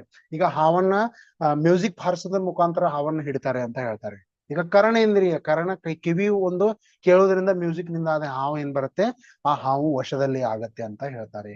ಈ ರೀತಿಯಾಗಿ ಒಂದು 5 ಇಂದ್ರಿಯಗಳ ಮುಖಾಂತರ ಅನೇಕ ಜೀವಿಗಳು ದುಃಖದಲ್ಲಿವೆ. ಈಗ ನಾವು ಒಂದೊಂದು ಉದಾಹರಣೆ ಈ ರೀತಿಯಾಗಿ ಇಂದ್ರಿಯಗಳು ನೋಡಿದೆ. ಇವು ಎಲ್ಲಾ ಇಂದ್ರಿಯಗಳ ಕಾರಣದಿಂದ ನಮ್ಮ ಈ ಮನುಷ್ಯನು ಏನಾಗಿದ್ದಾನೆ, ಪ್ರಾಬ್ಲಮ್ದಲ್ಲಿ ಸಿಲ್ಕ್ ಹಾಕ್ತಾ ಇದ್ದಾನೆ. ಯಾಕಂದ್ರೆ ಇವನ್ಗೆ ಕಿವಿಗೆ ಹಾಡ ಕೇಳ್ತಂದ್ರೆ ಅದು ಚಲೋ, ಒಂದು ಸಿಹಿ ತಿಂದ್ರೆ ಒಂದು ರಸನೇಂದ್ರಿಯ ಚಲೋ ಆಯ್ತು, ಒಂದು ವಾಸನೆ ಬಂದ್ರೆ ಅದು ಚಲೋ, ಚಕ್ಷುರೇಂದ್ರಿಯದಿಂದ ಒಳ್ಳೆ ಪಿಕ್ಚರ್ ನೋಡಿದ್ರೆ ಒಳ್ಳೆ ಇದಾಗ್ತದೆ, ಅದು ಕೂಡ ಅವನಿಗೆ ಹಾನಿನೇ ಇದೆ. ಅದಕ್ಕೆ ಹೇಳ್ತಾ ಇದ್ದಾರೆ, ಈ ಎಲ್ಲ 5 ಇಂದ್ರಿಯಗಳನ್ನು ನಿಮ್ಮ ಕಂಟ್ರೋಲ್ ನಲ್ಲಿ ಇಡಿ. ಈ ಕಂಟ್ರೋಲ್ ನಲ್ಲಿ ಇಡ್ಲಿಕ್ಕೆ ನೀವು ಸಂಯಮದಿಂದ ಇರಬೇಕು. ಸಂಯಮದಿಂದ ಇದ್ರೆ ನೀವೇನ್ ಮಾಡ್ಬೋದು, ಕಂಟ್ರೋಲ್ ನಲ್ಲಿ ಇಡಬಹುದು. ಅದಕ್ಕೆ ಹೇಳ್ತಾರೆ, ನಮ್ಮ ಮಂದಿರದಲ್ಲಿ ಬರ್ದಿರ್ತಾರೆ, ಲೆದರ್ನ ವಸ್ತುಗಳನ್ನು ಉಪಯೋಗಿಸಬಾರದು, ಅಥವಾ ಲೆದರ್ನ ವಸ್ತುಗಳನ್ನು ನೀವು ಧರಿಸಿ ಮಂದಿರದಲ್ಲಿ ಪ್ರವೇಶ ಮಾಡಬೇಡಿ ಅಂತ ಬರೆದಿರ್ತಾರೆ. ನನಗ ಅದ್ರಲ್ಲಿ ಲೈನ್ ಊದ್ರೆ ಒಂದು ಕೆಟ್ಟದಾಗಿ ಭಾವನೆ ಬರುತ್ತೆ. ಲೆದರ್ ಅನ್ನು ಉಪಯೋಗ ಮಾಡಬಾರ್ದೇ ಅಂತ ನಮ್ಮ ಶಾಸ್ತ್ರದಲ್ಲಿ ಹೇಳಿದ್ದಾರೆ. ಯಾಕಂದ್ರೆ ಚರ್ಮದಿಂದ ಮಾಡಿದಂತ ಯಾವುದೇ ಒಂದು ಹಾವನ್ನು ಹಿಡಿತಾರೆ, ಹಾವನ್ನು ಕಟ್ಟಿಗೆಯಿಂದ ಕಟ್ಟಿ ಕೆಳಗೆ ಬೆಂಕಿ ಹಚ್ಚಿ ಅದರದ ಚರ್ಮವನ್ನು ಸೇಲಿಸಿ ಆಯ್ತ ಬೆಲ್ಟ್ ತಯಾರು ಮಾಡ್ತಾರೆ, ಪರ್ಸ್ ತಯಾರು ಮಾಡ್ತಾರೆ. ಈ ರೀತಿಯಾದಂತಹ ಒಂದು ಚರ್ಮದ ಮುಖಾಂತರ ತೊಂದರೆ ಕೊಟ್ಟು ಯಾವುದೇ ಒಂದು ಜೀವಿಯನ್ನು ಕೊಂದು ಅದನ್ನ ತಯಾರು ಮಾಡಿಸ್ತಾ ಇದ್ದಾರೆ. ಅದನ್ನ ನಾವು ಏನ್ ಮಾಡ್ಬೇಕು, ಉಪಯೋಗ ಮಾಡ್ತಾ ಇದ್ದೀವಿ ಅಂದ್ರೆ ನಮ್ಗೆ ಎಷ್ಟು ಪಾಪ ಹತ್ತಿರ್ಬೋದು ವಿಚಾರ ಮಾಡಿ. ಯಾರು ತಯಾರು ಮಾಡ್ತಾ ಇದಾರೆ ಅವನು ಕೂಡ ಆಯ್ತು, ಅದನ್ನು ಕೂಡ ಅದಕ್ಕಿಂತ ಹೆಚ್ಚು ಪಾಪ ನಾವು ಉಪಯೋಗ ಮಾಡಿ ಅದನ್ನ ಡೈಲಿ ಯೂಸ್ ಮಾಡ್ತಾ ಇದ್ದೀವಿ ಅಂದ್ರೆ ನಮಗೆ ಹೆಚ್ಚು ಪಾಪ ಹತ್ತದು ಅಂತ ನಮ್ಗೆ ಖಚಿತವಾಗಿ ನೆನಪಿಟ್ಕೊಳ್ಳಿ. ಅದಕ್ಕೆ ಹೇಳ್ತಾ ಇದ್ದಾರೆ, ಲೆದರ್ನ ಮಾಡಿದಂತ ವಸ್ತುಗಳನ್ನು ನೀವು ಉಪಯೋಗ ಮಾಡಬೇಡಿ ದಯವಿಟ್ಟು. ಯಾಕಂದ್ರೆ ನಿಮ್ಗೆ ಅದಕ್ಕೆ ಏನೈತಿ ಒಂದು ಜೀವಿ ಇದೆ, ಆ ಜೀವಿಯ ಹಿಂಸೆಯು ನಿಮಗೆ ಏನ್ ಸಿಗುತ್ತೆ. ಅದಕ್ಕೆ ಹೇಳ್ತಾ ಇದ್ದಾರೆ ಈ ಒಂದು ಜಗತ್ತಿನ ರಾಡಿಯಿಂದ ನೀವು ಹೊರಗ್ ಬರ್ಬೇಕಾದ್ರೆ ಯಾವ ರೀತಿಯಾಗಿ ಒಂದು ಮಳೆ ಬಂದ ಮೇಲೆ ರಾಡಿ ಆಗತ್ತೆ, ಅಲ್ಲಿ ಹೋಗಿ ಒಂದು ಕಾಲ್ ಸಿಲುಕ್ತರೆ ನಮ್ಗೆ ಏನ್ ಅನ್ಸುತ್ತೆ, ಕಾಲ್ ತೆಗೆದುಕೊಳ್ಳಕ್ಕೆ ಒಂದು ಅಸಹ್ಯವಾಗಿ ಆಗುತ್ತೆ. ಅದೇ ರೀತಿಯಾಗಿ ಜಗತ್ತಿನ ಒಂದು ರಾಡಿಯಲ್ಲಿ ನೀವು ಸಿಲುಕಾಕಿದ್ದೀರಿ, ಇದರಿಂದ ಹೊರಗೆ ಬರ್ಬೇಕಂದ್ರೆ ನೀವು ಏನ್ ಮಾಡ್ಬೇಕು, ಸಂಯಮವನ್ನು ಫಾಲೋ ಮಾಡ್ಬೇಕಂತ ಇಲ್ಲಿ ಹೇಳಿದ್ದಾರೆ. ಸಂಯಮದ ಹೊರತಾಗಿ ಸಂಯಮದೇ ಇಲ್ಲವೆಂದ್ರೆ ನಮಗೆ ಮುಕ್ತಿ ಆಗ್ಲಿಕ್ಕೆ ಸಾಧ್ಯವೇ ಇಲ್ಲ ಅಂತ ಇಲ್ಲಿ ಹೇಳಿದ್ದಾರೆ. ಈ ಸಂಯಮವು ನಮ್ಮ ಜೀವನದಲ್ಲಿ ಎಲ್ಲ ಪರ ಪದಾರ್ಥಗಳನ್ನು ತ್ಯಾಗ ಮಾಡುವುದನ್ನು ಹೇಳಿದ್ದಾರೆ. ಮತ್ತು ಈ ಸಂಯಮ ಅಂದ್ರೆ ಅಹಿಂಸೆಯನ್ನು ಫಾಲೋ ಮಾಡಬೇಕು. ಮತ್ತು ಅಹಿಂಸೆಯಿಂದ ನಾವು ಜೈನ ಧರ್ಮದ ಒಂದೊಂದು ಸಿದ್ಧಾಂತಗಳನ್ನು ಫಾಲೋ ಮಾಡಬೇಕು. ಅದು ಸಂಯಮದಿಂದಲೇ ಸಾಧ್ಯವೋ ಅಂತ ಇಲ್ಲಿ ಹೇಳಿದ್ದಾರೆ. ಈಗ ಮತ್ತು ನಾವು ಅನೇಕ ರೀತಿಯಾದಂತಹ ಸಂಯಮದಿಂದ ತಿಳ್ಕೊಂಡಿವಿ. ಈ ಒಂದು ಯಾವ ರೀತಿಯಾಗಿ ಮನಸ್ಸಿದೆ ಅಲ್ವಾ, ಈ ಮನಸ್ಸು ಪರ ಪದಾರ್ಥದಲ್ಲಿ ಹೋಗಿ ಏನ್ ಮಾಡ್ತಾ ಇದೆ, ಒಂದು ಜ್ಞಾನವನ್ನು ಅಲ್ಲೇ ತಮ್ಮ ಜ್ಞಾನವನ್ನು ಹೆಚ್ಚು ಇಡ್ತಾ ಇದೆ. ಅದನ್ನೇ ಉಪಯೋಗವನ್ನು ನಾವು ಅಲ್ಲೇ ಹಚ್ತಾ ಇದ್ದೀವಿ. ಈಗ ನಿಮ್ಗೊಂದು ಉದಾಹರಣೆ ಕೊಡ್ತೇನೆ. ಈಗ ನಮ್ಮ ಒಂದು ದನ ಕರುಗಳ ನಮ್ಮ ಎಮ್ಮೆಗೆ ಒಂದು ಕರ ಆಯ್ತು ಅಥವಾ ಆಕಳಿಗೆ ಒಂದು ಕರ ಆಯ್ತು ಅಂತ ತಿಳ್ಕೊರಿ. ಆ ಕರುವು ನಮ್ಮ ಆಕಳನ್ನು ಬಿಟ್ಟು ಬಗಲ್ ಮನೆ ಆಕಳಿಗೆ ಹೋಗಿ ಹಾಲು ಕುಡಿತಾ ಇದ್ರೆ ನಮ್ಗೇನ್ ಅನ್ಸುತ್ತೆ, ಅರೆ ಕುಡಿತಾ ಇದೆ, ಏನಿಲ್ಲ ನಮ್ದೇ ಇದೆ, ಅಲ್ಲಿ ಹೋಗಿ ಅದು ಲಾಭ ತಗೋತಾ ಇದೆ ಅಂತ ನಮ್ಗೆ ಅನ್ಸುತ್ತೆ. ಓಕೆನಾ. ಆಕಳ ಹಾಲು ನಮ್ಮಲ್ಲಿ ಇದ್ರೂ ಕೂಡ ಕರು ಏನ್ ಮಾಡ್ತಾ ಇದೆ, ಅಲ್ಲಿ ಹೋಗಿ ಕುಡಿತಾ ಇದೆ. ಈಗ ಅವ್ರದ್ದು ಒಂದು ಹಾನಿ ಆಗ್ತಾ ಇದೆ, ನಮ್ಗೇನ್ ಅನ್ಸುತ್ತೆ, ಒಂದು ಲಾಭ ಅನಿಸ್ತಾ ಇದೆ. ಈಗ ಅವ್ರ ಕರು ನಮ್ಮ ಹತ್ರ ಬಂದ್ರೆ ನಮ್ಗೇನಾಗುತ್ತೆ, ತೊಂದರೆ ಆಗುತ್ತೆ, ನಾವು ಹೊಡೆದು ಬಿಡ್ತೀವಿ ಅದನ್ನ. ಈಗ ನಾವು ವಿಚಾರ ಏನ್ ಮಾಡ್ತಾ ಇಲ್ಲ, ಆ ಕರು ಡೈಲಿ ಅಲ್ಲೇ ಹಾಲು ಕುಡಿತಾ ಇದ್ರೆ ಅದ್ ಏನಾಗುತ್ತೆ, ಒಂದು ದಿನ ಆ ಆಕಳು ಇದು ನಂದೇ ಮಗು ಅಂತ ತಿಳುತ್ತೆ, ಮತ್ತು ಆ ಕರು ಇವಳೇ ನಮ್ಮ ತಾಯಿ ಅಂತ ತಿಳ್ಕೊಂಡು ಅದು ಅಲ್ಲೇ ಅವ್ರದೇ ಆಗಿ ಹೋಗುತ್ತೆ. ಅದೇ ರೀತಿಯಾಗಿ ನಮ್ಮ ಜ್ಞಾನವೂ ಕೂಡ ಬೇರೆ ಪದಾರ್ಥವನ್ನು ತನ್ನದೆಂದು ತಿಳಿದುಕೊಳ್ತಾ ಇದೆ, ಆದ್ರೂ ತನ್ನದು ಅಲ್ಲ. ಆ ಪದಾರ್ಥಗಳು ಪರ ಪದಾರ್ಥವೇ ಇದೆ. ಇದನ್ನು ನಾವು ಏನ್ ಮಾಡ್ಬೇಕು, ತಿಳಿದುಕೊಳ್ಬೇಕು. ಈಗಿಂದಲೇ ನಾವ್ ಏನ್ ಮಾಡ್ಬೇಕು, ಯಾವ ರೀತಿಯಾಗಿ ದನ ಕರುಗಳು ಮೊದಲನೇ ದಿನ ಅಲ್ಲಿ ಹೋಯ್ತಂದ್ರೆ ನಾವು ಹಿಡಿದು ತರಬೇಕು ಅದನ್ನು. ಅದೇ ರೀತಿಯಾಗಿ ನಮ್ಮ ಜ್ಞಾನವೂ ಕೂಡ ಬೇರೆ ಪದಾರ್ಥಗಳಲ್ಲಿ ಹೋಗ್ತಾ ಇದ್ದೇವೆ, ಅದನ್ನ ನಾವು ಹಿಡ್ರಿ. ಅದನ್ನ ಹಿಡಿಲಿಕ್ಕೆ ಹೇಗೆ ಸಾಧ್ಯ, ಸಂಯಮದಿಂದ ಸಾಧ್ಯ. ಆ ಸಂಯಮದಿಂದ ನೀವು ಹಿಡಿದ್ರೆ ನೀವೇನ್ ಮಾಡ್ಬೋದು, ನಿಜವಾದಂತಹ ಕಂಟ್ರೋಲ್ ಅನ್ನ ನೀವು ಮಾಡಬಹುದು. ಇಲ್ಲಿ ಹೇಳಿದ್ದಾರೆ, ಆತ್ಮಜ್ಞಾನವೇ ಜ್ಞಾನವಿದೆ, ಶೇಷವೆಲ್ಲವೂ ಅಜ್ಞಾನ, ವಿಶ್ವ ಶಾಂತಿಯ ಮೂಲವಿದೆ, ವೀತರಾಗ ವಿಜ್ಞಾನವೇ. ವೀತರಾಗ ವಿಜ್ಞಾನವು ಎಲ್ಲರಿಗೂ ಪ್ರಕಟವಾಗಲಿ. ಮತ್ತು ಈ ವೀತರಾಗ ವಿಜ್ಞಾನದಿಂದಲೇ ಏನ್ ಮಾಡ್ಬೋದು, ನಾವು ಸಂಯಮವನ್ನು ಫಾಲೋ ಮಾಡಬಹುದು. ವೀತರಾಗತೆ ಪ್ರಕಟ ಮಾಡಲಿಕ್ಕೆ ಸಂಯಮವೇ ಒಂದು ಏನೋ ಸಾಧಕವಾಗಿದೆ. ಅದಕ್ಕೆ ಹೇಳ್ತಾ ಇದ್ದಾರೆ, ದಶಲಕ್ಷಣ ಪರ್ವವು ಸಂಯಮದ ಪರ್ವವಾಗಿದೆ, ಸಂಯಮದ ಸಾಧನೆಯ ಪರ್ವವಾಗಿದೆ.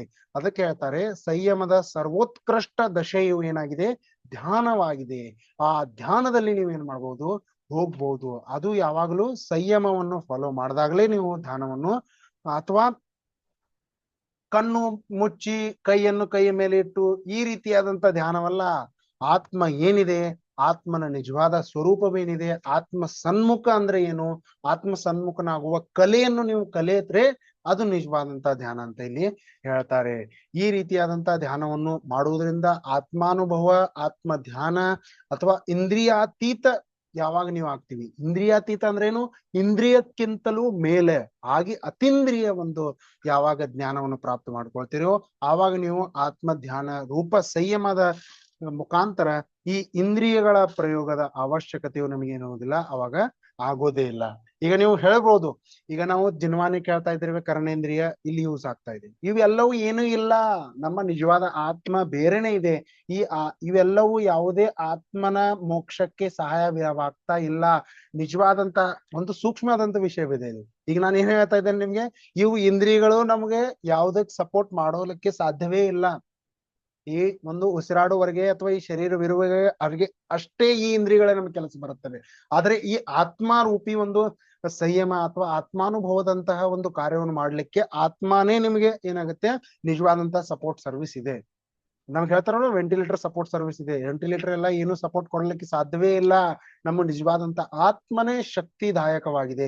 ಆತ್ಮನನ್ನು ನೀವು ತಿಳಿದುಕೊಂಡ್ರೆ ನೀವೇನ್ ಮಾಡ್ಬೋದು, ನಿಜವಾದಂತಹ ಸುಖವನ್ನು ಪಡೆಯಬಹುದು ಅಂತ ಹೇಳಿ ಈ ಒಂದು ಉತ್ತಮ ಸಂಯಮ ಧರ್ಮದ ಚರ್ಚೆಯನ್ನು ನಾವು ಇಲ್ಲಿಗೆ ಮುಕ್ತಾಯ ಮಾಡ್ಕೊಳ್ಳೋಣ. ನೀವೆಲ್ಲರೂ ತಿಳ್ಕೊಂಡ್ರಿ, ನಮ್ಮ ಜೀವನದಲ್ಲಿ ಸಂಯಮವಿರ್ಬೇಕು.